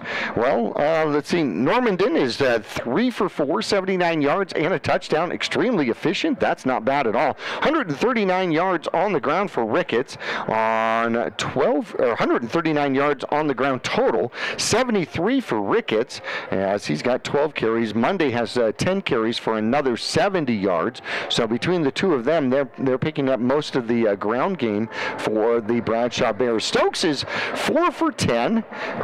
He's got 90 yards and 1 interception on the ground. The Mingus Marauders have not been successful. They have 12 carries total. They've had a few fumbled snaps that they've had to go and cover, and they've been sacked a couple of times. When you take all of that into consideration, we've got -4 yards on the ground, which is not what you expect from a Mingus Marauder team. Bruland finding a little bit of success receiving out there, 2 receptions for 44 yards here.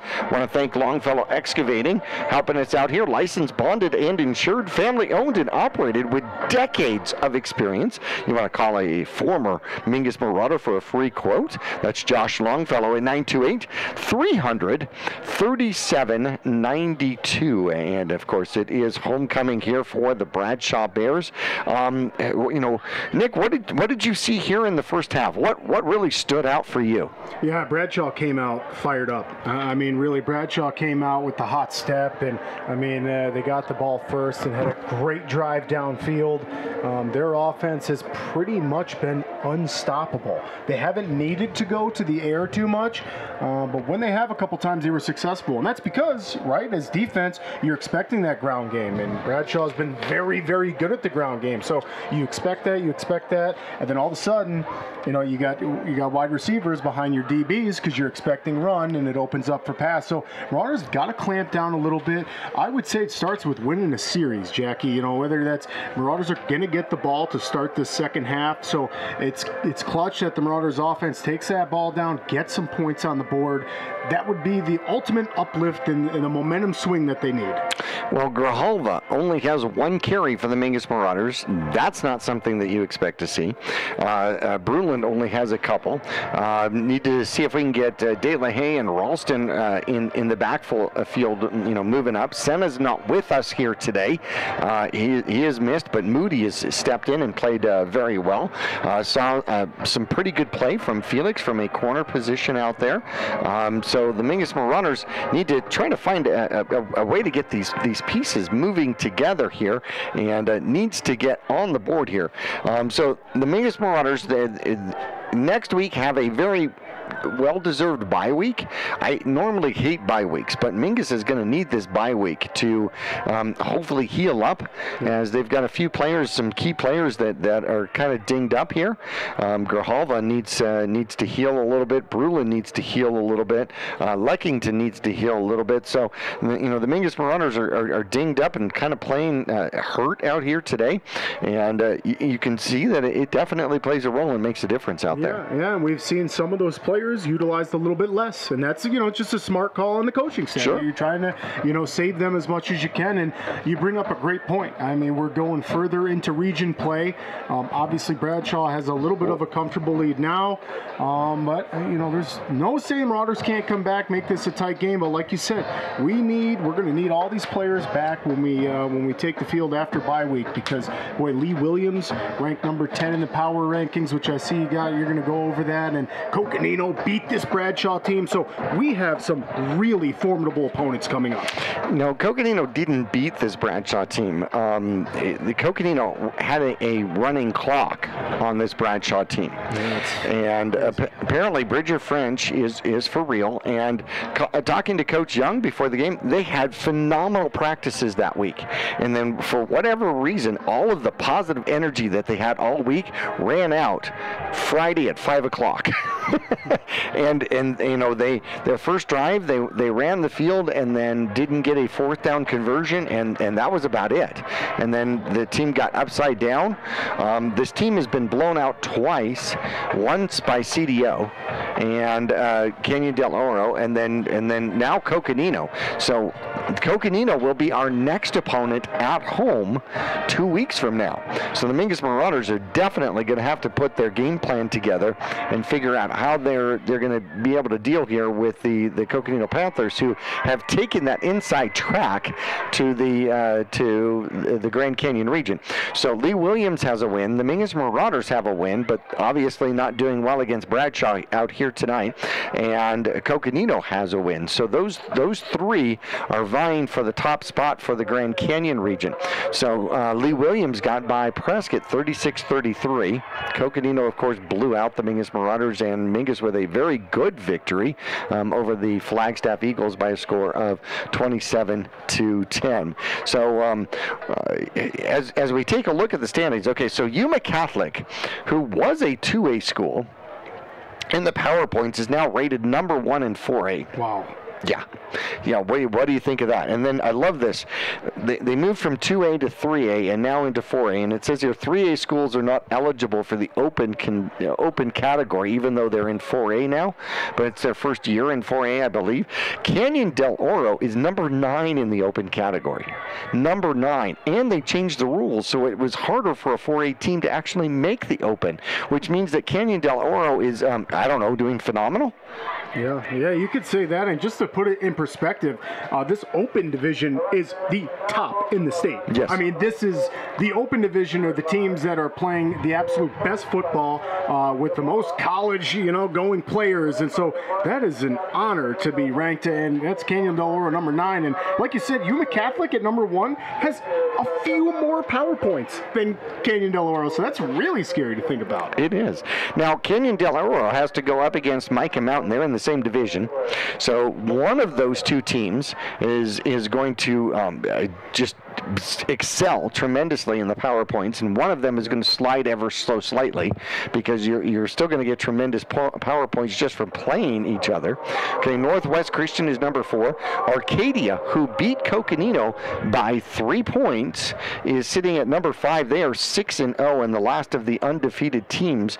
Buckeye is 5-1 at 6, and Arizona College Prep is 7. Eastmark, who is another 3A team that has come up, is sitting at 8 at 4-2. Thunderbird, the Titans, are doing well. They're playing well. They're 5-1.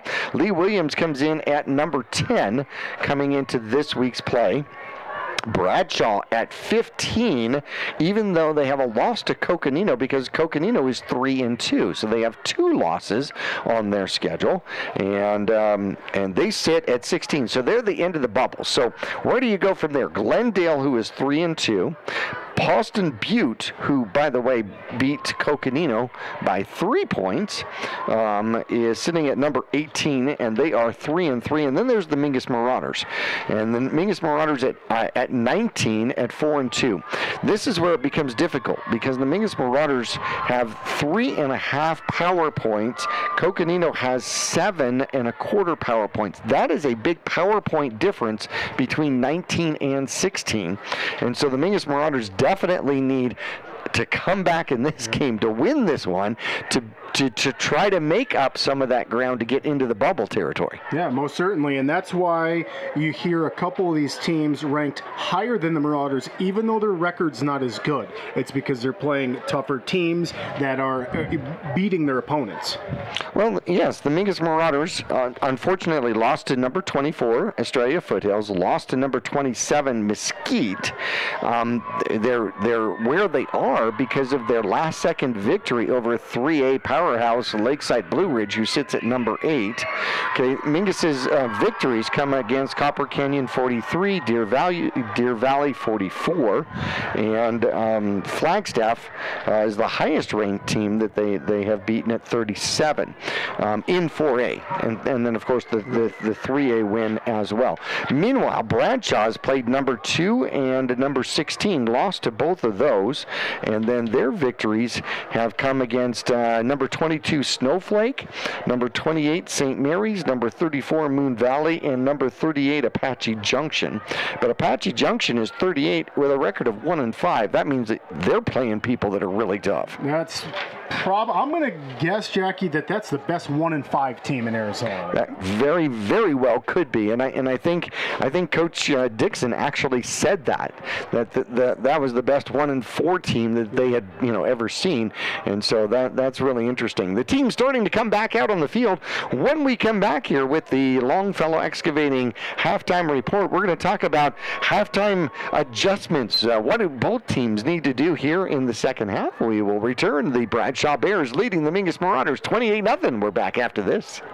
Starting in the late 1920s, Grandpa Gettle and his brothers laid the groundwork for what would become a family legacy. Almost 100 years and 100 patents later, Gettle's High Desert Mechanical continues to raise the bar of quality heating, cooling, and plumbing products and services throughout Yavapai County and Flagstaff. Call Gettle's High Desert Mechanical Heating, Air Conditioning, and Plumbing at 567-2200 or online at goettlshdm.com. Providing solutions for your comfort. Don't settle. Get Gettle's and go Marauders.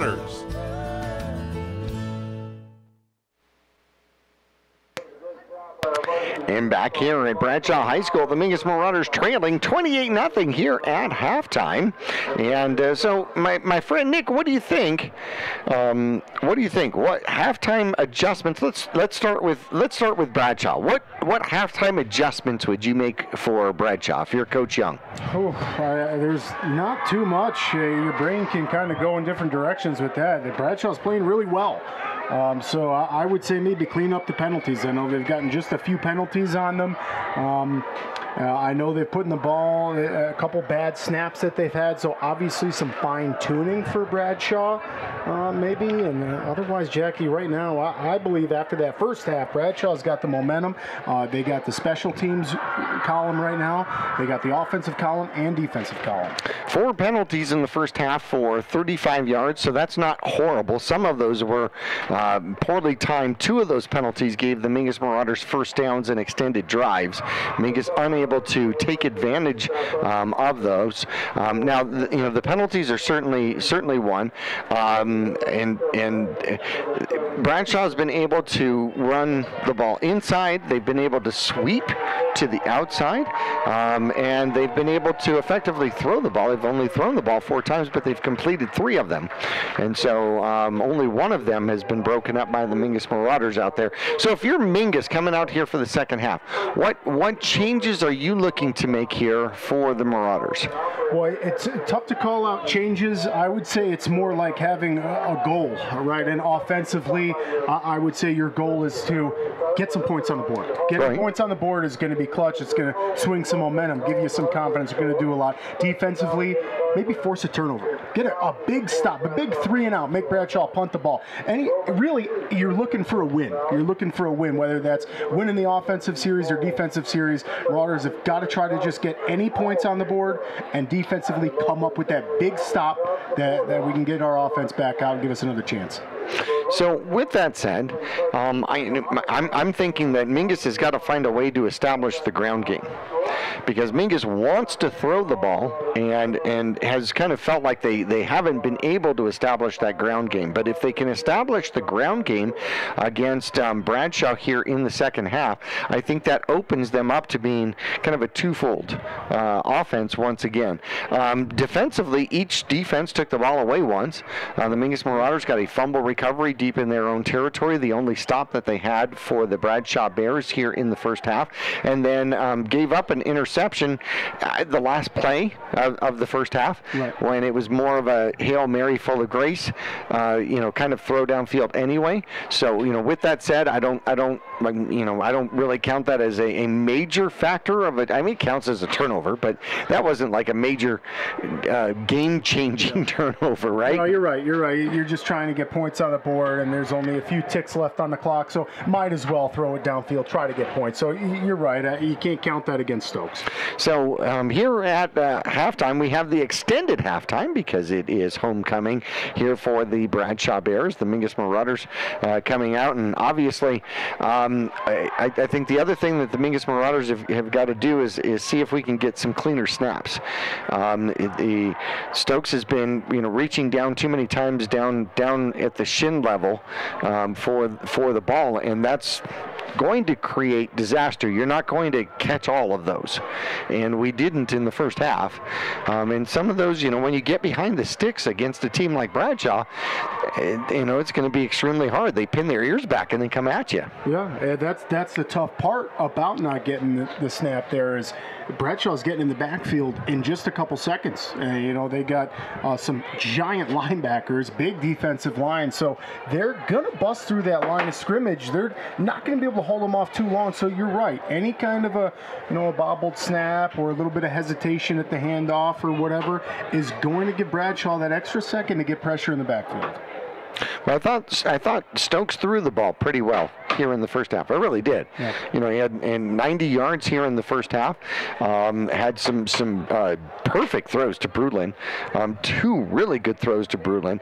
Keeps trying to go to Camacho. Camacho's come down with one of them, but they keep trying to get him on a one-on-one situation. But it looks like Bradshaw is kind of on to that, and they're trying to double cover Camacho. So trying to get him open is going to be really helpful if the Mingus Marauders can do that. Now, Mingus will get the ball first here in the second half, which will certainly help, and they'll get maybe an extra possession out of this. But if they're going to get back into this one, I think the first drive of the second half is going to set the tone. It's crucial. It's absolutely crucial that the Marauders can take this ball downfield, eat up a little bit of clock in this third quarter.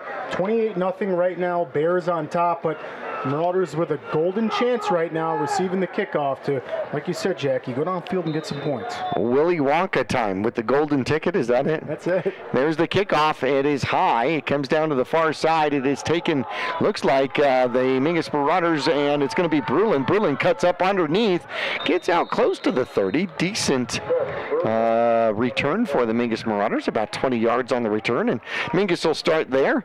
See if they can impress their will in the trenches out here like they did against Flagstaff.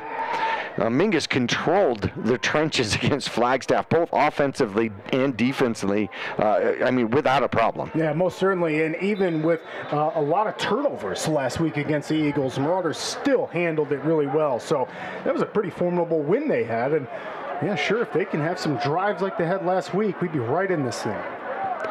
Mingus Marauders come out, and Stokes is going to be under center, hands it off. It's going to be Ralston. Ralston has some room to run, gets spun around, and then knocked out of bounds. Well out of bounds. Number 12 coming up at the tackle. Ralston with the good run as he will pick up the first down and then some. Let's see where they mark him. They're going to put him down at the 40. They're going to put him down at the 40, and that's going to be an 11-yard run. I said we got to establish the run, and Ralston does it right from the get-go. Yeah, that's a great job by Ralston getting to the edge. Finally, the Marauders able to get out to the edge and easy first down. 40-yard line now for a new set of chains for the Mingus Marauders. Just underway, second quarter action. If you're just joining us, the Bradshaw Bears up 28-0. And there is the handoff. Trying to wind his way through, runs into a gigantic bear hug. And I do mean that literally. And that's going to be De La Haye with the run, and he might get one out of it. And that's just running into just some giant defensive linemen and linebackers for the Bears. And yeah, you're right, he was able to get one out of that. 41-yard line now. The wind blowing from left to right across the field, right into the face of the Mingus Marauders. Not strong, about 5 miles an hour. Getting a little cooler out here at Bradshaw, and we have motion everywhere. The question is they're going to call it against the Mingus Marauders. Saw motion running everywhere out there. People bouncing. Yeah, and that was a couple of the Marauders. I saw a couple of the linemen there, Camacho on the edge, everybody just a little bit too antsy. Second and interesting, they made it a 6-yard penalty. Yeah, there we go. That's a 5-yard penalty. Thank you. So like earlier, they moved it back a half yard. Second and 14. Mingus behind the chains once again. Bears showing blitz. There's the snap. Stokes takes it and throws, has a man, and diving for it right at the 40-yard line is going to be Ralston.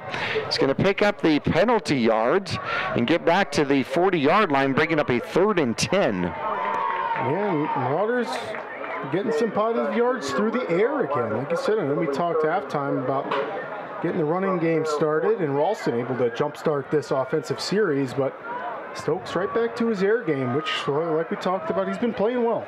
He was open. If he didn't have to dive for it, I wonder what he would have been able to kind of get around the corner on. First reception of the second half out here. First completion by Stokes. And it is a running play. Brulin looking to get around the corner and actually trips up on the turf. And got tackled by the little black pebbles out there, bringing up a 4th and 8. Picks up 2 yards out to about the 41-yard line. No, they're only going to give him 1. And Mingus might have to punt here with 9:57 left to go in quarter number 3. And if you were able to watch on your screen there, VVTV showed the replay, Jackie, that was actually evidence of the turf monster. He exists. He does. 3 runs, and there's the snap. It's going to be a kick, and it's going to be a good kick, and that's not going to take a great bounce, but it'll go out of bounds somewhere close to the 20, out to about the 23-yard line. An effective punt by the Mingus Marauders and Stokes, and the Bradshaw Bears will take over at the 23-yard line.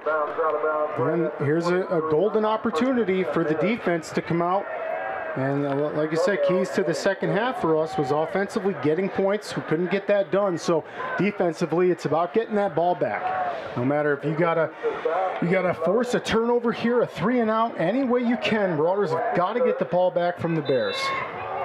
Mingus turns around to play defense.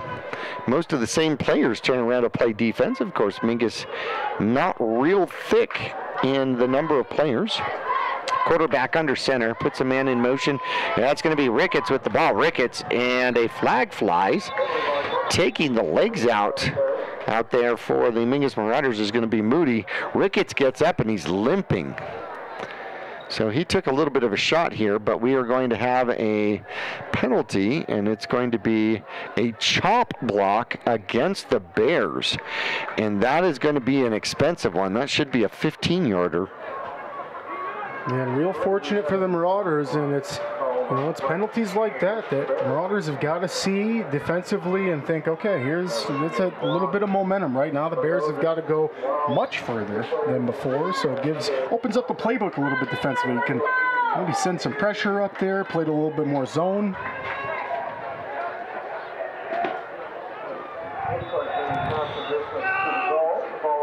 So they do half the distance to the goal, which puts the ball at the 12-yard line.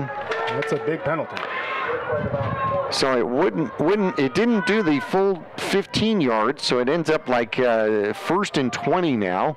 So it ends up as a 10-yard penalty, and they will run the ball again. Good defensive play for the Mingus Marauders as they'll take Ricketts down quickly. Or was that Monday with the ball? And no real gain on the play. Yeah, Marauders defensive line doing a nice job. Linebacker core able to get to the edge, not let the Bears get the edge. And, well, you know we're going to see a lot of rushing in the second half. The Bears did mostly rushing, and that's going to eat up a lot of clock, and that's exactly what Bradshaw wants to do. 2nd and 20 now. No gain on the play, so let's see if the Mingus Marauder defense can take advantage. Quarterback under center. Puts a man in motion and runs into his own man and goes down, as it looked like it was going to be kind of an option play, and Ricketts ran into the quarterback and knocked him down. And that is going to be no gain on the play. And that's going to bring up 3rd and 20. So Mingus needs to stay away from the yellow flag bug and see if they can get their first stop here. Actually, second stop. They got a turnover, a fumble recovery in the first half. 2 receivers, 1 receiver to either side, and then a wing formation. Mingus is looking like they're going man with 1 man in the backfield, and they are going to hand it off. Mingus will tackle him by the ball, but he keeps going, rumbles and stumbles out for a decent gain of about 7, and that's going to be Ricketts. Ricketts is playing pinball with the Mingus Marauders. He's the ball. And his helmet comes off, and I wonder if that means that he's going to have to step out for a play. And you can see Mingus wrapped him up there, and then he kept going, and then he gets another extra 4 yards out there. But lining up for the punt with a 4th and long are the Bears. Mingus is looking to get the ball back. Punt formation, there's a snap, good snap. The kick is up, and it will take a bounce, and it'll be picked up by Camacho. Camacho across the 50, inside the 40, to the 30. He's got a blocker, down to the 20, and then out of bounds at the 20-yard line. Phenomenal field position as the Mingus Marauders are right at the edge of they mark it at the 21-yard line. They haven't been to the red zone yet, but it could be. Yeah, and just a phenomenal return by Camacho. You see the big punt there, and it takes a really nice bounce right up to Camacho's hands, and he's able to pull it down, and, man, he's a baller. He just puts 1 juke on, and he's able to get to the sidelines, and a huge gain off that, giving the Marauders a great chance. And then he fumbled the ball out of bounds right at the very end, but he was out of bounds when he fumbled. So So 1st and 10 for the Mingus Marauders, their greatest opportunity of the game so far. 6:56 left to go, quarter number 3. Mingus with the ball, trying to get the goose egg off the scoreboard, trailing 28-0. Stokes is going to run it. He's got blockers out in front of him. He cuts up underneath, and there go flags. Litter flies everywhere, and it comes right down at the 20-yard line, and if that goes against the Mingus Marauders, that's going to be expensive. And I love Isaiah Latham on that one, Jackie. You see him just point right at the flag. Is that me? Is that me? No? Holding against the Mingus Marauders. And it's going to be right at the 21-yard line. Penalties racking up. Mingus now at 70 yards of penalties. And that puts a 1st and 20 as they mark the ball at the 31-yard line. Well, I would take the stretch check. Yeah, I think the Marauders are one of the more penalized teams in 4A. That could be. That's not a category that they actually track with the AIA or Max Preps. Mingus, wing formation. Stokes steps back, looks to throw the ball, and has to get rid of it. Throws the ball and throws the ball out of bounds. He was out of the pocket, so he throws it away. Had no chance at a receiver down there. No, that's kind of a coverage sack, if you will. I mean, he just didn't have anybody open, so he's running towards the sidelines, and I mean, that's a smart play. The Bears were starting to crash in on Stokes, so he just throws it right out. 2nd and 20 from the 31-yard line. 6:30 left to go in quarter number 3.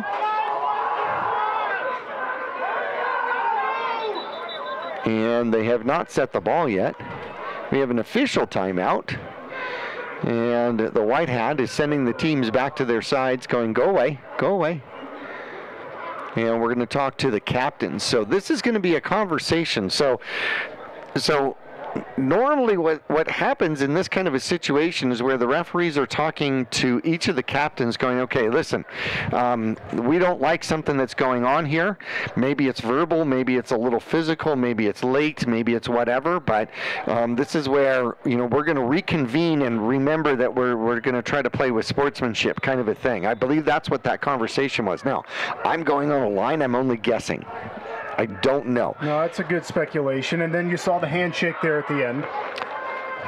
Wing formation by the Mingus Marauders, and the quarterback looks to throw, jumps over a man, and then falls down as he gets sacked back at the 37-yard line as he leaps over one of his offensive linemen that had gotten knocked down. And that's going to bring up 3rd and seriously long, 3rd and 27.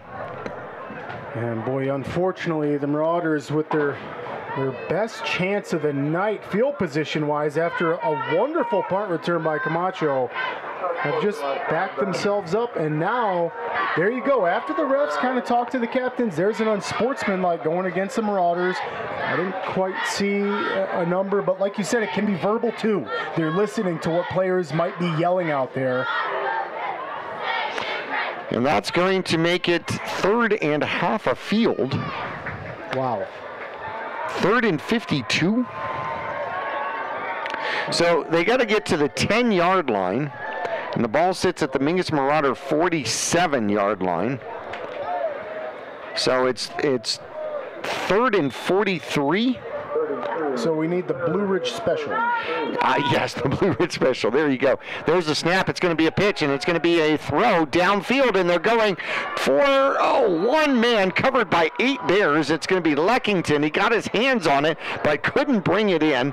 Mingus goes with the Brulin trickery pass, halfback option out there, and falls unfortunately to the turf. Mingus wouldn't have had a first down, but I've never actually seen coverage like that. 6 Bears covering Leckington in the secondary out there. So 4th and 43, and one would think that maybe they're going to punt.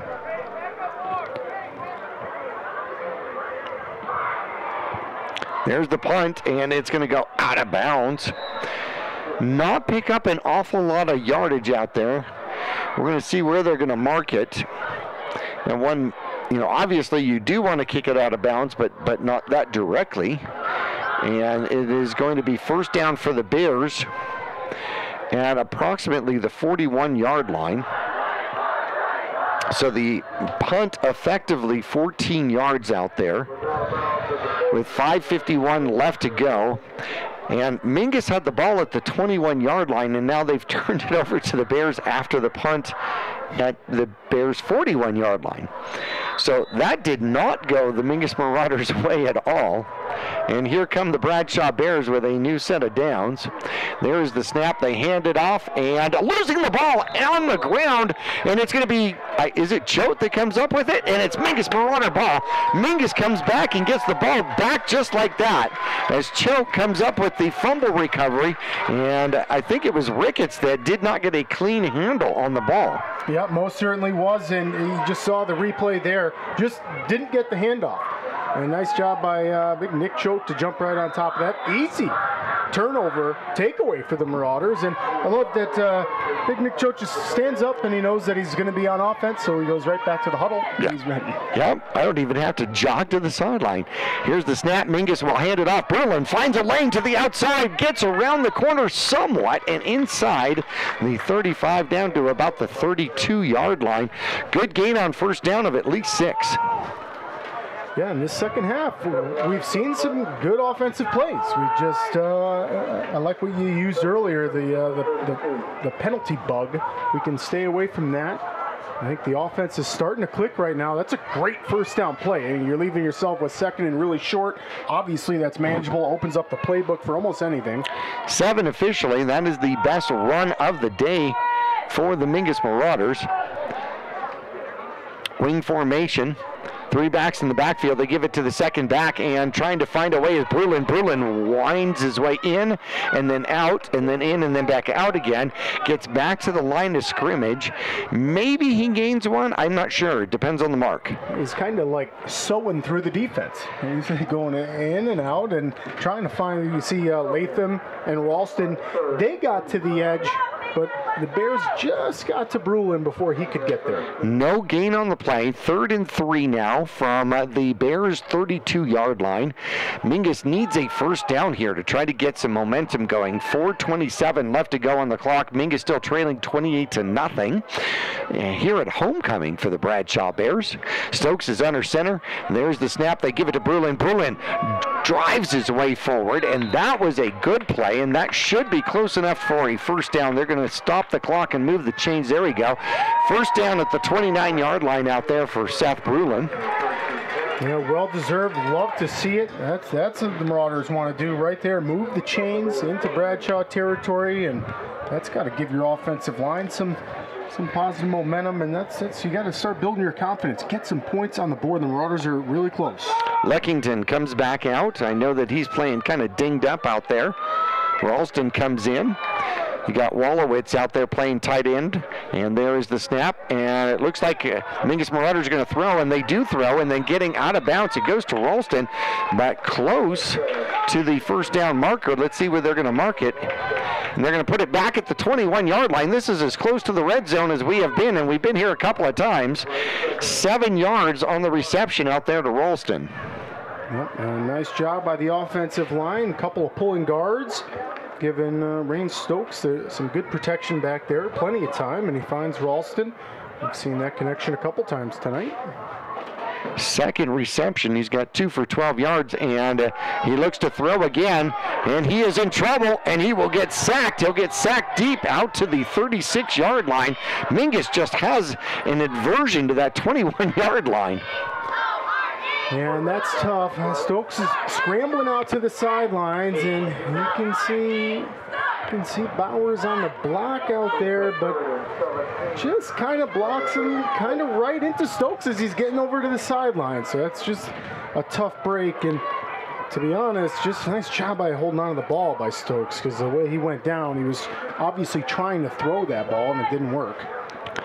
So a big loss of 15 yards, and he's got to step up in the pocket. Now he's going to run, tries to get to the outside. He does, takes on a tackler and picks up good yardage back out to about the 21-yard line, and that's going to bring up 4th down. No, they're going to mark him out at the 25, but that's going to bring 4th and about 7, and you got to imagine Mingus is going to go for it.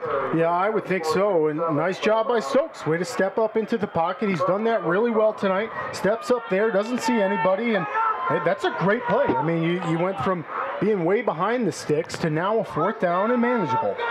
4th and 7 for the Mingus Marauders. Trying to get into the red zone for the first time. 2:15 left to go on the clock. Wing formation, 1 back or 1 receiver. Stokes steps back, looks to throw, has trouble, gets hit, and does throw the ball. It's incomplete. That's going to be a turnover on downs. He gets hit in the back as he is releasing the ball, and just didn't quite get it out of that pocket quick enough. 2:05 left to go. That's going to be a turnover on downs, and Bradshaw take over at their own 25-yard line. And you see the replay there. Stokes looked like he had a target that he wanted to throw to. It was either that or a pump fake by Stokes, but as soon as he takes the ball back in that second, Bradshaw able to get right behind him. Here come the Bears. Mingus needs to try to get another turnover. They got 1, and they run right up the middle, and they're going to gain about 4. So back to old school trap they go. And there is the pile. Choke getting up off the bottom of the pile. 2nd and 6. As the Marauders defense, you would expect to see quite a bit of rushing from the Bears just to run this clock. The Bears do have a significant lead. Tight formation out there. Quarterback under center. Puts a man in motion and comes to the outside, pitches, and the ball is on the ground, and the Bears cover it. That is the second pitch that has not gone well for the Bears. They do cover it up close to the line of scrimmage, and the fumble covered by the quarterback. How about that? Yeah, super good job by Leckington. Leckington was the only man out there, and the quarterback's playing cat and mouse with him, right? Like, am I going to pitch it? Am I not going to pitch it? Leckington's playing it really, really well. Makes the quarterback pitch it last second, and that's what causes just a bad pitch. Giggy to the near side, the tight end, comes out to a receiver position. Spread formation now for the Bradshaw Bears at 3rd and 7. Looking to throw, they throw, and it's broken up by the Mingus Marauders. Good defense out there by Leckington, and that's going to bring up a 4th down. Mingus with another potential stop out here, and should get the ball back. 39 seconds left to go in the 3rd quarter.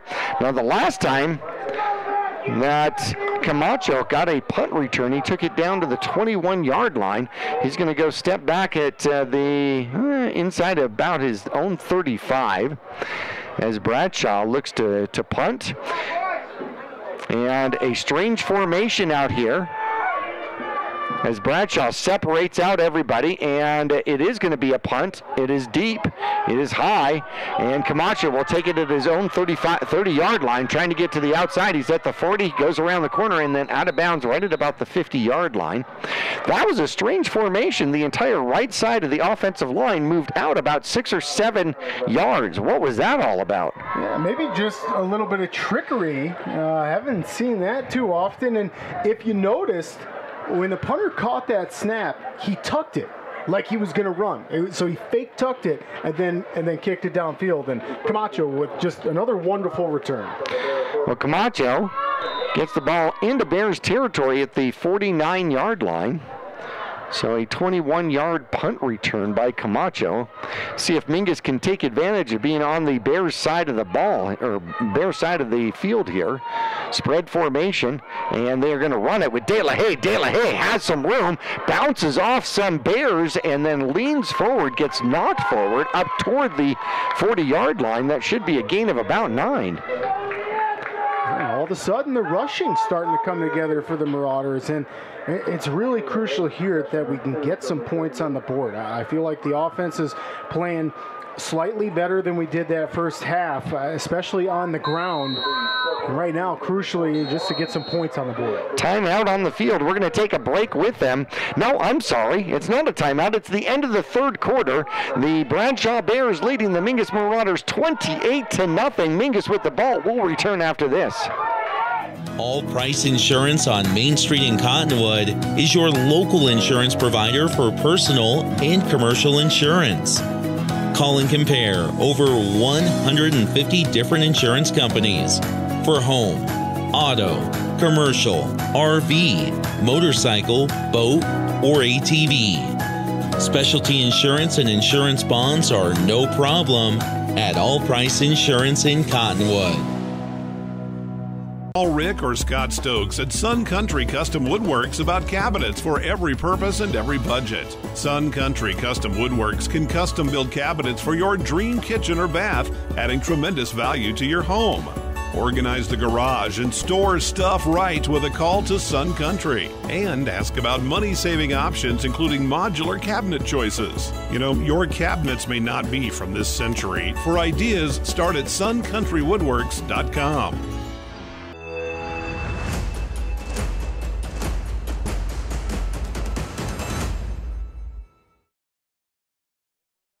And we're back here for the fourth quarter, and the Mingus Marauders second back through, and Bruland just gets mauled behind the line of scrimmage. They're going to show him as a loss of about 3, and that's going to bring up 3rd and about 6, maybe 3rd and 5. And playbook's pretty open here for Coach Montebaez and the Marauders. Like I said, their offense is starting to click now. It'd be wonderful to get another first down. Obviously, if you want any chance of winning this game with just 1 quarter left, you are going to have to execute and score every time you have the ball. Probably may not want to punt either. Sprint formation. Camacho's all the way at the top for the Mingus Marauders. There's the snap, and it is behind Stokes. Stokes is going to go lay on it and then gets hit. And there is the penalty. Gets hit in the helmet after he had gone down on the ground. And obviously the Bear is talking about how he was trying to dive for the ball, but Stokes had clearly picked up the ball and laid on it. And so that's going to be the best fumble that Stokes has had. I mean, a snap went right by him. He had no chance to get that snap. No, and this, will this end up being a first down? Because that would be a pretty crazy event there. Well, I think with the personal foul, it becomes an automatic first down, doesn't it? Ooh. Boy, you know that Bradshaw coaching staff is going to be talking to that young man saying, hey, look, now they got a first down. Just hold off a little bit. 3rd first down by penalty for the Mingus Marauders. 60 penalty yards against the Bradshaw Bears as they mark it off from the original line of scrimmage. So Mingus has first down at the 32-yard line of the Bradshaw Bears. And just a scoring update in 4A. I know we were going over them rankings. Right now, the Paulston Butte Broncos are up over Snowflake 20-16 at the end of the 3rd. Ooh, close one.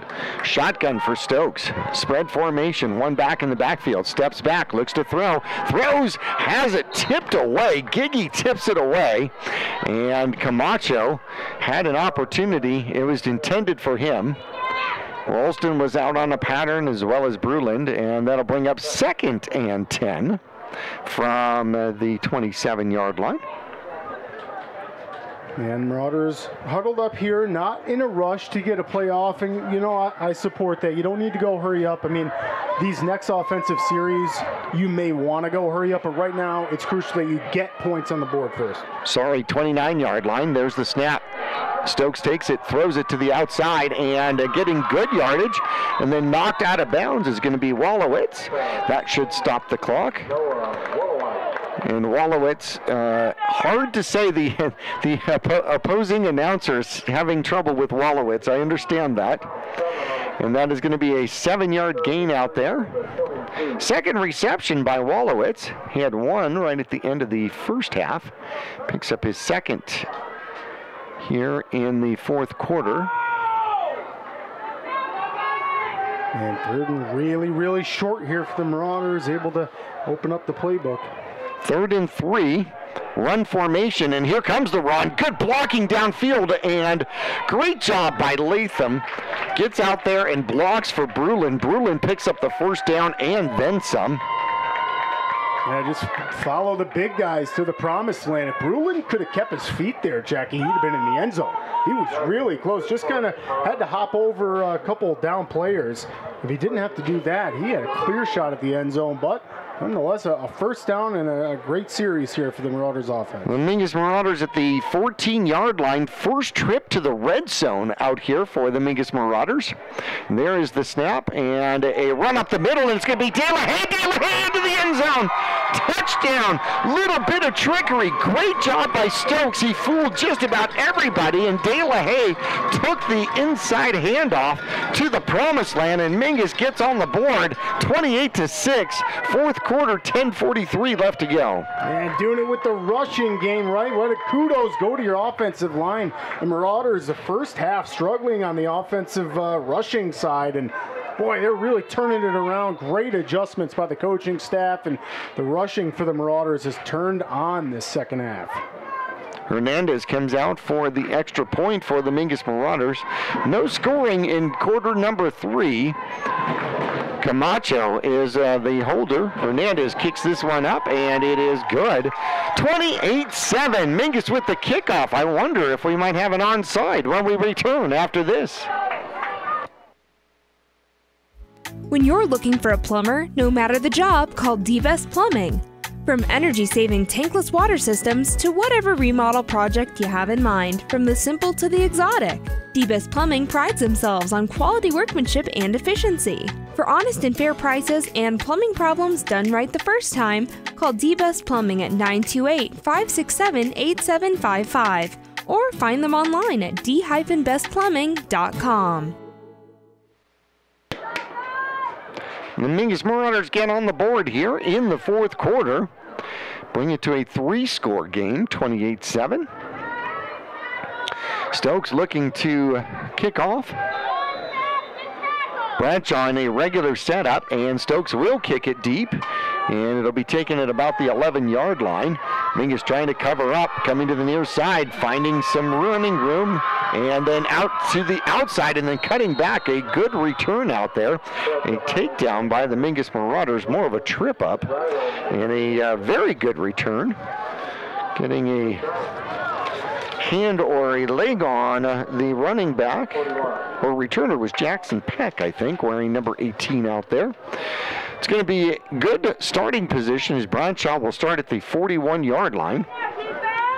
And Jackie got another great scoring update. Mesquite Wildcats, who the Marauders lost to early in the season, up against the Arcadia Titans 17-14 in the beginning of the fourth. Ooh, that could upset the 4A.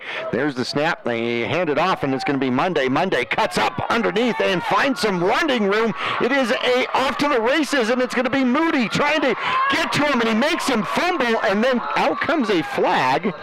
And Moody does make the tackle. However, we may get a face mask against the Mingus Marauders at the end of that play. They mark it down to, is it? It's going to be on the Bears. It's going to be on the Bears. That could be interesting. So they mark it at the 20-yard line. Now, if they mark 15 yards off from there, it's still going to be a first down because they started at the 41-yard line. 39 yards on the run by Monday. Yeah, and you got to see a great shot by our camera crew there of the face mask. Monday just trying to stiff arm out there and just literally grabs all face mask. I mean, Bradshaw's still going to keep a lot of that yardage that they got. Well, they mark it back 15. They give them the first down because 1st and 10 at the 35-yard line. And now we're going to get a stoppage in play. 10:22 left to go in the game. Mingus trailing 28-7. And the back judge threw his hat at the 26-yard line. So that's going to be really interesting. And the Mingus Marauders are backing up. Yeah, interesting here. 12 men on the field for the Mingus Marauders.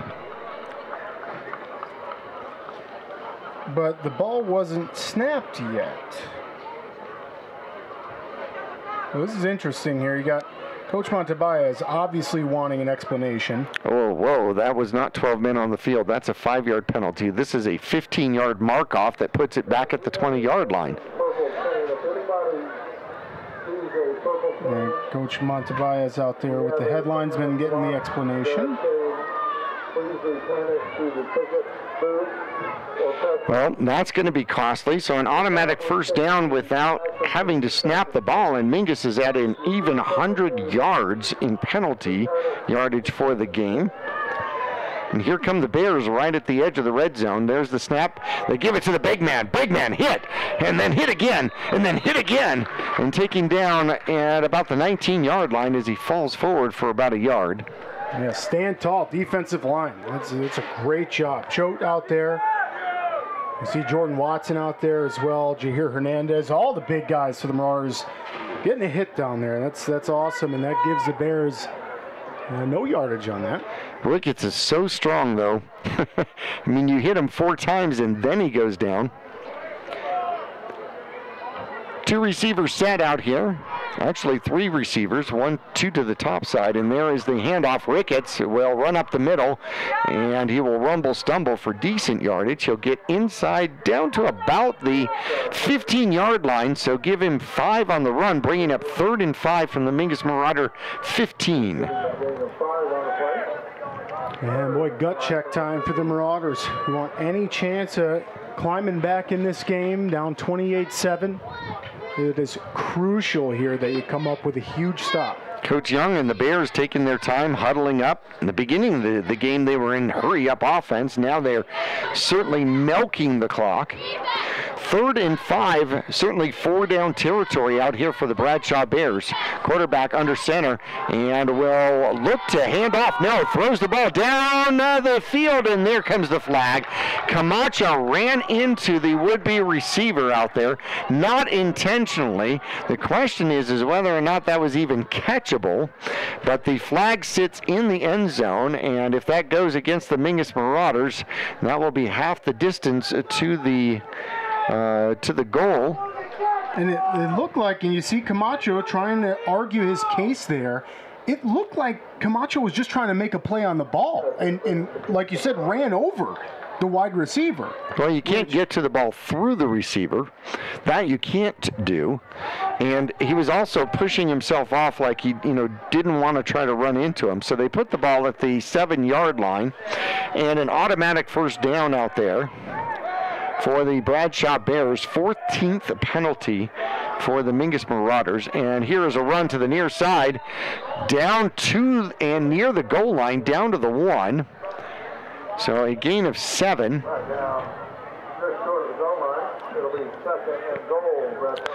Second and goal out there for the Bradshaw Bears, already leading 28-7.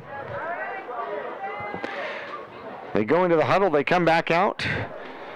Gigi's going to go to the far side. Has one receiver to the near side, 3 backs in the backfield. Quarterback up under center, looks to take the snap, 1 man in motion. They hand it to the big guy who steps into the end zone, then gets hit by Camacho. And that's going to be a touchdown with 8:02 left to go. 34-7 out there as the 2-yard touchdown by Ricketts. Gabriel picks up the touchdown. That's his 2nd in the game. Yeah, just a nice job by the Bears to answer the Marauders. Like you said, no scoring in the 3rd quarter. The Marauders open the scoring up in the 4th quarter, getting the goose egg off, and the Bears answer. Penalties played a big role on this one.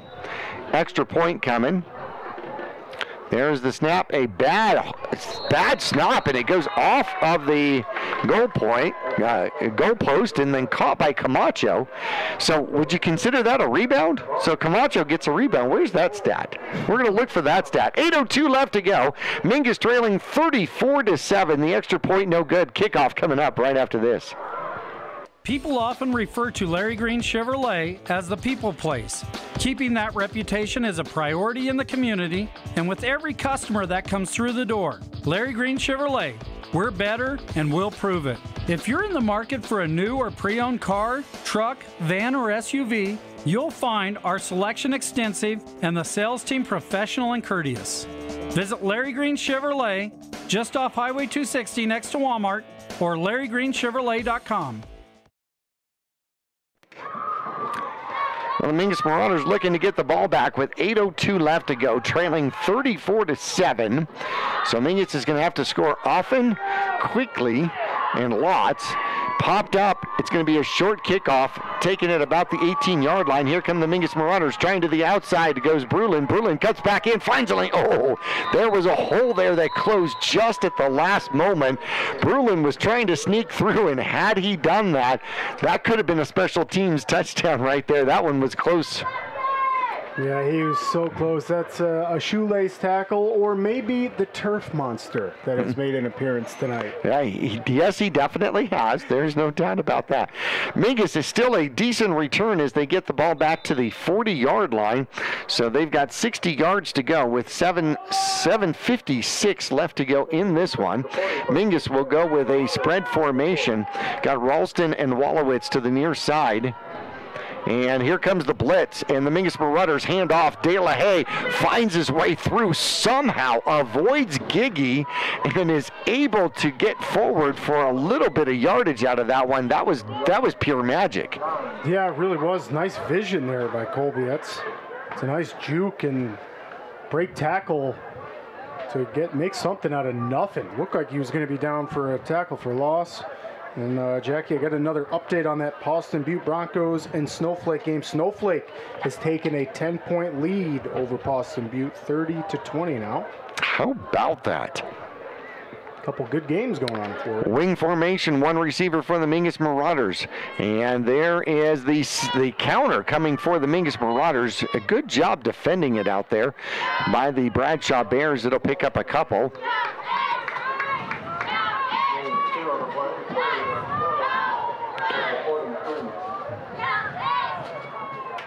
And boy, it's crucial here that the Marauders can at least move the sticks. You don't need that giant play right away, but you've at least got to get the sticks moving. 3rd and 7 now for the Mingus Marauders. Spread formation once again. There's the snap, high snap, and it looks like Stokes is going to run. He's going to take it himself, tries to get to the outside, turns the corner, gets past the 50, gets the first down, and pushes the ball into Bradshaw territory out to about the 45-yard line. Wow, Stokes got the arm, the leg, and the wheels. Able to get to the outside, beat all the Bears. Looked like a couple of the Bears had a good angle on him, and Stokes showcasing his speed as a quarterback. 47-yard line, the new line of scrimmage out there. Stokes still picks up 11 on the play. Trying to get some of that yardage back. Marauders obviously huddled up right now. They're taking their time. They want to make sure they execute well. Like we've been talking about, you absolutely have to go down and get more points. And we got a timeout. Mingus is going to take a timeout. 1st and 10 at the Bradshaw 47-yard line, trying to dig into this lead. 6:31 left to go in the game. We'll take a quick break. We're back after this. Choose the region's most comprehensive heart program. Choose care close to home. Choose world-class surgeons. Choose Northern Arizona Healthcare. Choose precision. Choose innovation. Choose robotic-assisted knee and hip replacement. Choose Northern Arizona Healthcare.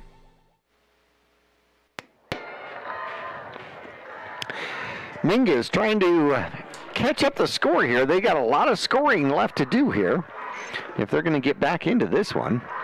Trailing 34-7 with 6:31 left to go in the game. Yeah, and at this point, you have to score on all your possessions. I mean, you've got to get points each time you have the ball. So the question is whether or not Bradshaw has been blitzing every time Mingus has gone into a spread formation. And if that's the case, does that mean the middle of the field is open? Showing blitz once again are the Bradshaw Bears. They step out of it. Stokes steps back, throws the ball, comes to the near side. It is caught by Camacho. Camacho tackled by the helmet down at the 41-yard line. And that's a horrible spot. They put him at the 43-yard line. Ouch. So that's going to gain a 5. That is interesting. It's definitely behind where Camacho was on the field. And then there was a flag in the middle of this. So let's see what the flag in the middle of the play was. And it's going to go against the Bradshaw Bears. I think it had to do with the fact that he got tackled by the helmet. You're not allowed to try to take somebody's head off, are you? No, and Camacho was making that known when he was getting up. He's giving the ref the signal, hey, did you see that? That was all helmet. I was making it known. What do you mean? That's the second reception for Camacho out there. Only gets 5 on the reception, but gets 15 more on the penalty. Mingus over 100 yards in penalties. Bradshaw at 90. Holy cow. Here come the Mingus Marauders. Stokes throws it up, going for Camacho. Camacho is thrown out of bounds, and it's intercepted, and it's coming back the other way, still on his feet, and then finally tackled at about the 22-yard line. Camacho, the intended receiver, was actually hit out of bounds, pushed out of bounds at the 12-yard line, and the ball came down to kind of where the play was supposed to go. And it's going to be a turnover here for the Bradshaw Bears. I'm not sure that they saw the contact with Camacho out there. And it'll be the second interception of the game, and they'll take over at the 22-yard line. Yeah, and Coach Montebaez addressing what we saw down here, which was Camacho, clearly got shoved out of bounds, and so obviously there was no one there but the Bears to make a play on the ball. Well, it makes it really easy to intercept the ball that way. Sure does. When there's no competition. Bears with the ball, they will hand it off, and it's going to be Jackson going the opposite way. Mingus will contain him for a short gain, maybe 1. Trying to go off tackle the opposite direction. Well, that's going to give the Bears, if nothing else, an opportunity to run clock. Yeah, and the Bears have a golden chance here, because since they're so far downfield, only 5 minutes and 25 seconds left to go in the game. A couple first downs could end this thing. So the Marauders defense just, desperate. They got to be clawing for that ball, trying to force a turnover here. 2nd and 9. You got to still make sure you tackle the person. 2nd and 9 from the 23-yard line. They put a back way back in the backfield, and they hand it to the first man through, who finds a hole and is able to get up across the 30-yard line, close to a first down. That could be a first down. That is going to be a new runner out there. And it looks like they are going to move the chains at the 32-yard line. And that's just the Bears, grunting ground game. They're just good. They play hard-nosed football. That's head coach Bob Young's style. You're going to run it right down your throats, and the Bears doing a good job of that all night. Wing formation, man in motion, and they're going to hand to the near side. A sweep coming this direction, and the Mingus Marauders push it out of bounds, and running the ball is number 3, hit well out of bounds. Number 3 is going to be Sean Hughes, and he'll get out to about the 39-yard line. That's a good gain on first down. And the only positive about that for the Marauders is he did go out of bounds, which is going to stop the clock. Gain of 7 officially by the announcer here at Bradshaw on homecoming. 4:27 left to go. Bradshaw leading 34-7 over the Mingus Marauders, and they hand it to the first. No, the quarterback's going to keep it. Getting around the corner, and he's got to beat Felix. Felix will tackle him, but not before he gets the first down and then some into Mingus Marauder territory at the 48-yard line. So 13 yards on the scramble there for the quarterback. And Bruce Normandin does a great job calling his number. He now has 9 yards rushing the ball here in this one. Mingus Marauders, a lot of wholesale changes out there, bringing in different players. 4 minutes left to go. First down, a new set of chains for the Bradshaw Bears, and they hand it off, and Ricketts finds his way through and rumbles and stumbles for another first down inside the Mingus Marauder 40. And is that Ricketts? And he's just about at the first down. Oh, yep, and they're going to give him the first. So he's right there. And boy, the Bears just imposing their will. This is a really good rushing game that head coach Bob Young has put together at the Bradshaw Mountain Bears. And like we talked about in the pregame, them getting blown out by Coconino last week, I'm sure lit a fire under the Bears. That's going to be Crane with the run, and he will run again and try the right-hand side, get covered up on the sweep. Short gain of about 2. Crane gets back-to-back rushes out there, wearing number 11. And being tackled inbounds is going to keep the clock going. We're just about at 3 minutes, and Bradshaw's super happy with the rushing game here because they're just able to eat that clock. Well, rushing has been successful here. 244 yards on the ground so far unofficially for the Bradshaw Bears. They come out in an I formation and look to snap the ball. It goes to the first back, and that's going to be Crane. Crane gets covered up. A good run, though, past the 30 inside the 29-yard line. That is going to bring up 3rd and short, maybe 3rd and 1, maybe 2 out there. See if the Mingus Marauders can stiffen up here and get another chance to get the ball back. Yeah, it's looking like a victory is near impossible. However, as an offense, you want to get some more points on the board. 3rd and officially 1 on the scoreboard with the ball at the 29-yard line. Sweep coming this way and getting a big hit out there by the Mingus Marauders. And 2 Marauders converge on the ball carrier, and he does not pick up the first down. So Hughes gets no gain on the play. Yeah, love to see the fight. Nice job, Latham and Machado. A couple key players for the Marauders coming up. That's a huge defensive play, and gotta love it. That's a lot of fight down there. 4th and 1. This could be the ball game with 1:38 left to go, and the quarterback keeper jumps through, but the flag comes out, and it's going to be an illegal motion. That's going to stop the clock. They're going to make it 4th and 6 now, and the Mingus Marauders might get another offensive chance here. Mingus making all sorts of defensive changes out there. They're going to mark it off. Both teams see 95 yards of penalties here for the Bradshaw Bears, 100 yards of penalties for the Mingus Marauders. See if the Mingus Marauders can come up with a stop here on 4th and 6. Tight formation for the Bradshaw Bears. Man in motion. They hand it to the first man through, and Calandra gets a hold of him, and it's going to be a stop. The Mingus Marauders stop the progression at the 30-yard line, and the runner will pick up about 2, but Mingus will get a first down with 1:09 left to go with the turnover at their own 30-yard line. Yeah, absolutely love to see the fight and the pride in the Marauders there. Just, just about a minute and 9 seconds on the clock, and it gives your offense one more chance to add some stats to their season and get some points on the board tonight. A few more points, I should say. Throwing the ball, Mingus has got 114 yards in the air, and on the ground, 52 yards so far. Tight formation, 1 receiver out there for the Mingus Marauders, and they do run the ball. They run it up the middle, and De La Haye falls forward across the 32-yard line for a short gain of about 2.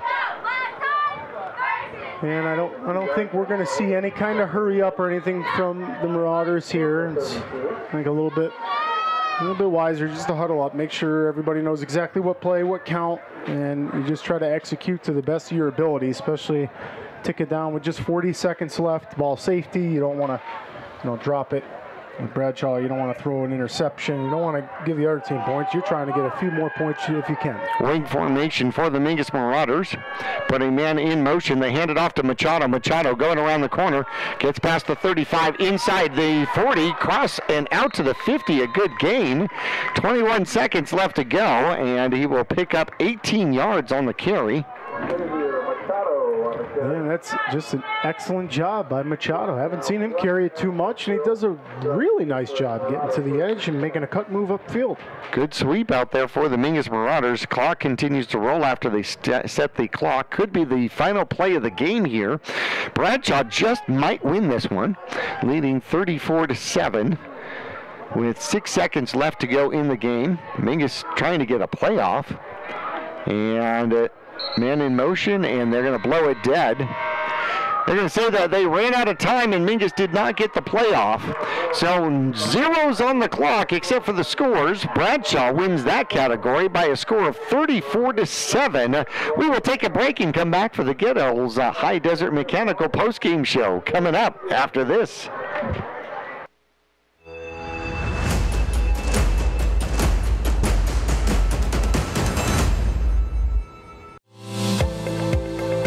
Choose the region's most comprehensive heart program. Choose care close to home. Choose world-class surgeons. Choose Northern Arizona Healthcare. Choose precision. Choose innovation. Choose robotic-assisted knee and hip replacement. Choose Northern Arizona Healthcare. Yavapai College has many degree and certificate programs to get you on track to a rewarding, well-paying career in a variety of industries such as healthcare, manufacturing, construction, elementary education, and art. Fall semester starts on August 15th, so there's still time to register. Visit us online today at yc.edu/admission to connect with your future career. For 30 years, Roxu screen printers have provided Northern Arizona with clean, crisp, quality screen printing. They work with you to make the right choices in creating the right artwork and message to put forth your best image. Choose from brand name products and even fashion-forward designs, including caps, tees, sweatshirts, polos, and jackets. Make Roxu your choice for work and sports uniforms, workwear, resort wear, and more. Find out more at rokzootees.com. Roxu screen printers in Cottonwood, where clothing comes to rock. I'm Chris. And I'm Tandy, owners of Taylor Waste. We're homegrown in the Verde Valley and nearly your last local choice.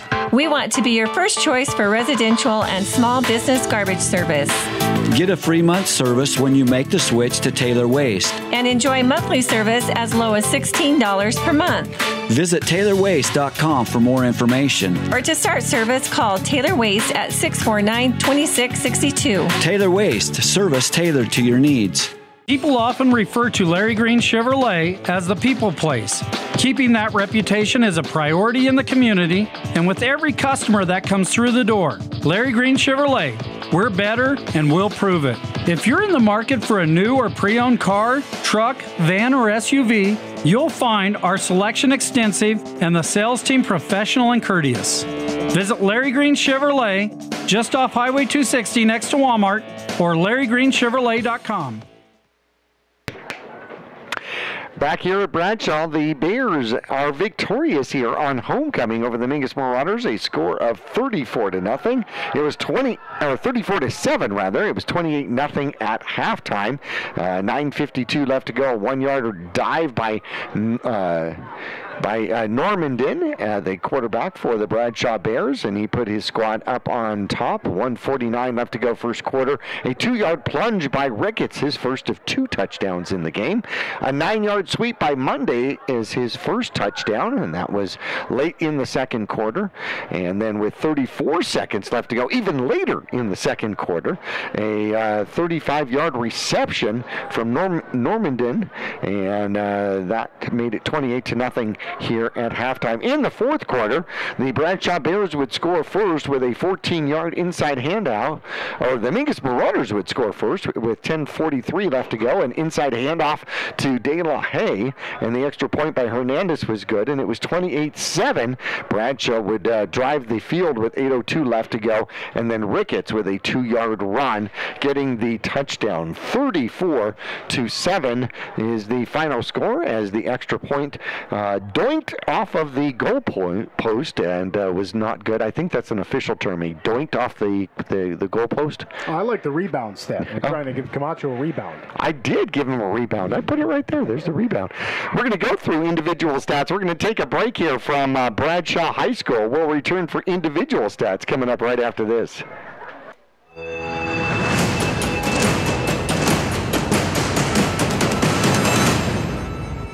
The right vehicles, the right people, the right price. Make Jones Ford of Verde Valley the right place to buy. Choose from our new in-stock Ford selection or custom order just the way you want it. Buy pre-owned with peace of mind with Jones Ford's lifetime powertrain warranty at no extra cost. Plus, drive a little, save a lot. Jones Ford is your tax advantage destination. So, for the right vehicles at the right price, make the right choice. Jones Ford Verde Valley, family owned and operated for over half a century. Just off I-17 in Camp Verde.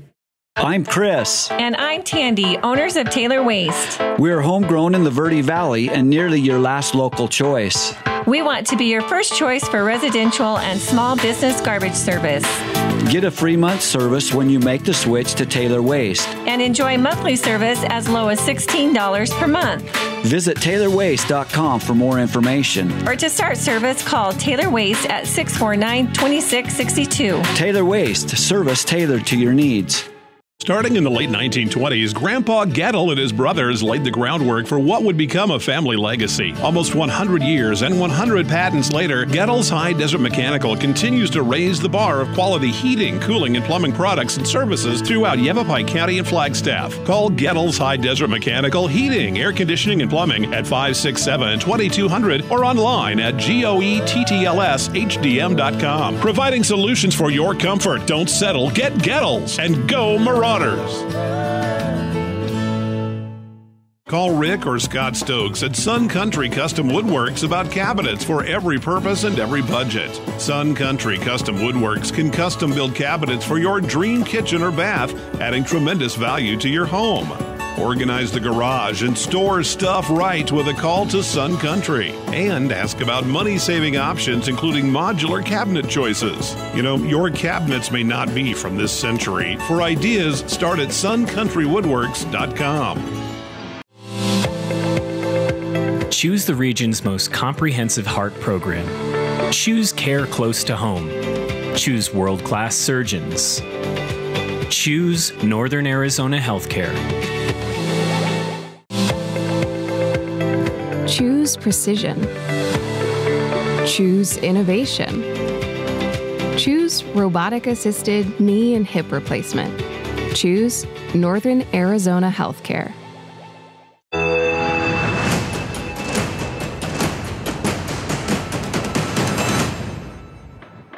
And back here at Bradshaw High School, once again, the homecoming Bears victorious over the Mingus Marauders by a score of 34-7. Bruce Normandin throwing the ball very efficient, ended up 3 for 4, 79 yards, didn't throw the ball in the second half. And overall, they had 5 attempted passes, but 79 yards in the air. On the ground, 253 yards. Ricketts unofficially 90 yards on 18 carries out there. Normandin had 9 yards on 6 carries. Monday was very efficient with 109 yards on 12 carries, including a 39-yard scamper and a touchdown on the ground and in the air. But overall, 253 yards on the ground for the Bradshaw Bears. For the Mingus Marauders, here today, Stokes ended up with 114 yards, 18 attempts out there, 2 interceptions, and the one came right at the end of the first half, and that really wasn't much of a turnover. And then the second one, that one I think should have been a penalty for knocking the receiver out of bounds. The Mingus Marauders do end up with positive yards on the ground, with 72 yards on the ground. Negative 18 yards for Stokes out here. Still having trouble with the snaps a little bit. Brulin ended up with 19 yards on 8 carries. De La Haye had the only touchdown for the Mingus Marauders, 26 yards on 5 carries, and 3 carries for 20 for 2 carries for 20 yards for Machado out there for the Mingus Marauders. So not victorious are the Mingus Marauders, losing 34-7. They will fall to 4-3, 1-1 in the Grand Canyon region. Bradshaw Bears will be 1-1 in the Grand Canyon region. Will have the advantage over the Mingus Marauders. Mingus has a bye week coming up next Friday, Nick. So obviously, Mingus is gotta fix some things and maybe heal up a little bit. They got some kids that are dinged up. Yeah, especially how many times tonight when Nick Choate jumped on the ball, he just gets to stand up and he knows he's on offense, right? I mean, we have so many players going back and forth. So you're right. I mean, having the bye week is going to give us a chance to get rest, get healed up, take it a little bit lighter in practice for a little bit, and then more importantly, get ready for Coconino. Right. Wiped out this Bradshaw team, and this Bradshaw team looked pretty formidable tonight against us. So I can only imagine what Coconino is going to bring. Yeah, 41-0 over Bradshaw last Friday, and Bradshaw was angry and showed some of it here in the first quarter against the Mingus Marauders, which was certainly not good for the Mingus Marauders. And I believe that Coconino was matching up at Prescott here tonight, so it'll be interesting to see how they did with that one. I want to remind everybody that we had some technical glitches to start the game, and the first quarter we had some problems and we're not online. We're going to try to get the entire game online, hopefully on Sunday, so that everybody can go back and watch the entire game in its entirety. So once again, and any final thoughts here on this game or upcoming schedules for the Mingus Marauders?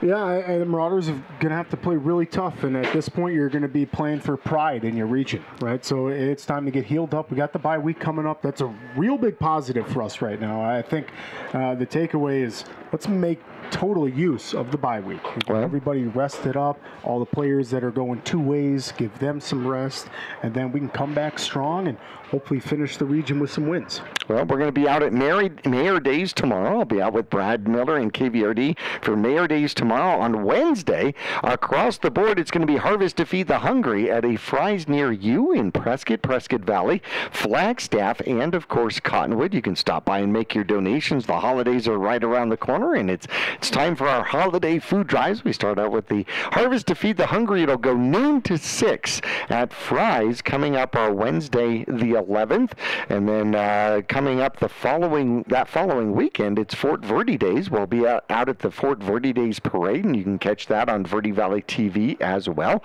And it's going to be a anniversary for. I know that we're also going to be out of Africa for. I think that it's their 20th anniversary or something like that. So lots of fun coming up over the next couple of weeks. We are going to bid you a good night here from Bradshaw High School. Once again, the Bears victorious over the Mingus Marauders 34-7 here on Homecoming 2023. We will be back with more Mingus Marauder action in 2 weeks when we return home against the Coconino Panthers. Have a great night, everybody. This has been the post-game report brought to you by Gettles High Desert Mechanical Heating, AC, and Plumbing Specialist online at GettlesHDM.com.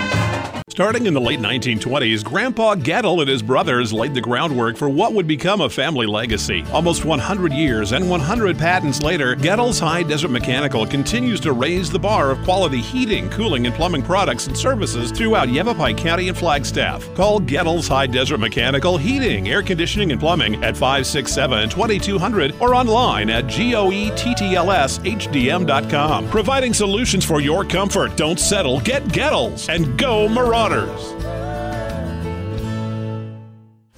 This has been a presentation of Yavapai Broadcasting Sports. Any rebroadcast or use of this broadcast without written permission from Mingus Union High School or Yavapai Broadcasting is expressly prohibited. Tonight's Mingus Marauder game has been sponsored in part by Jones Ford Verde Valley, Arizona's best since 1970. State Farm Insurance Agent Jennifer Griffin. Like a good neighbor, State Farm is there. Taylor Waste, service tailored to your needs. Rock Zoo Screen Printing, where clothing comes to rock. Longfellow Excavating, we dig your ideas. Northern Arizona Healthcare Orthopedic and Spine Institutes. Mingus Marauder Football is also brought to you by these fine businesses. Reese's Tire and Automotive Tire Pros, more miles for your money. Larry Green Chevrolet, the people place. All Price Insurance, get your quote. Gettles High Desert Mechanical, don't settle, get Gettles. Tiffany Construction, a reputation for exceptional service and an unwavering commitment to quality. D-Best Plumbing, they believe in getting it right the first time. Sun Country Custom Woodworks, serving all of Northern Arizona with commercial and residential custom cabinets. And Yavapai College, you can, we can, together. Stay tuned for the next Mingus football game on KYBC AM 1600 and 96.3 FM, or go to the Verde Valley TV channel on YouTube to watch this and other Mingus games on demand.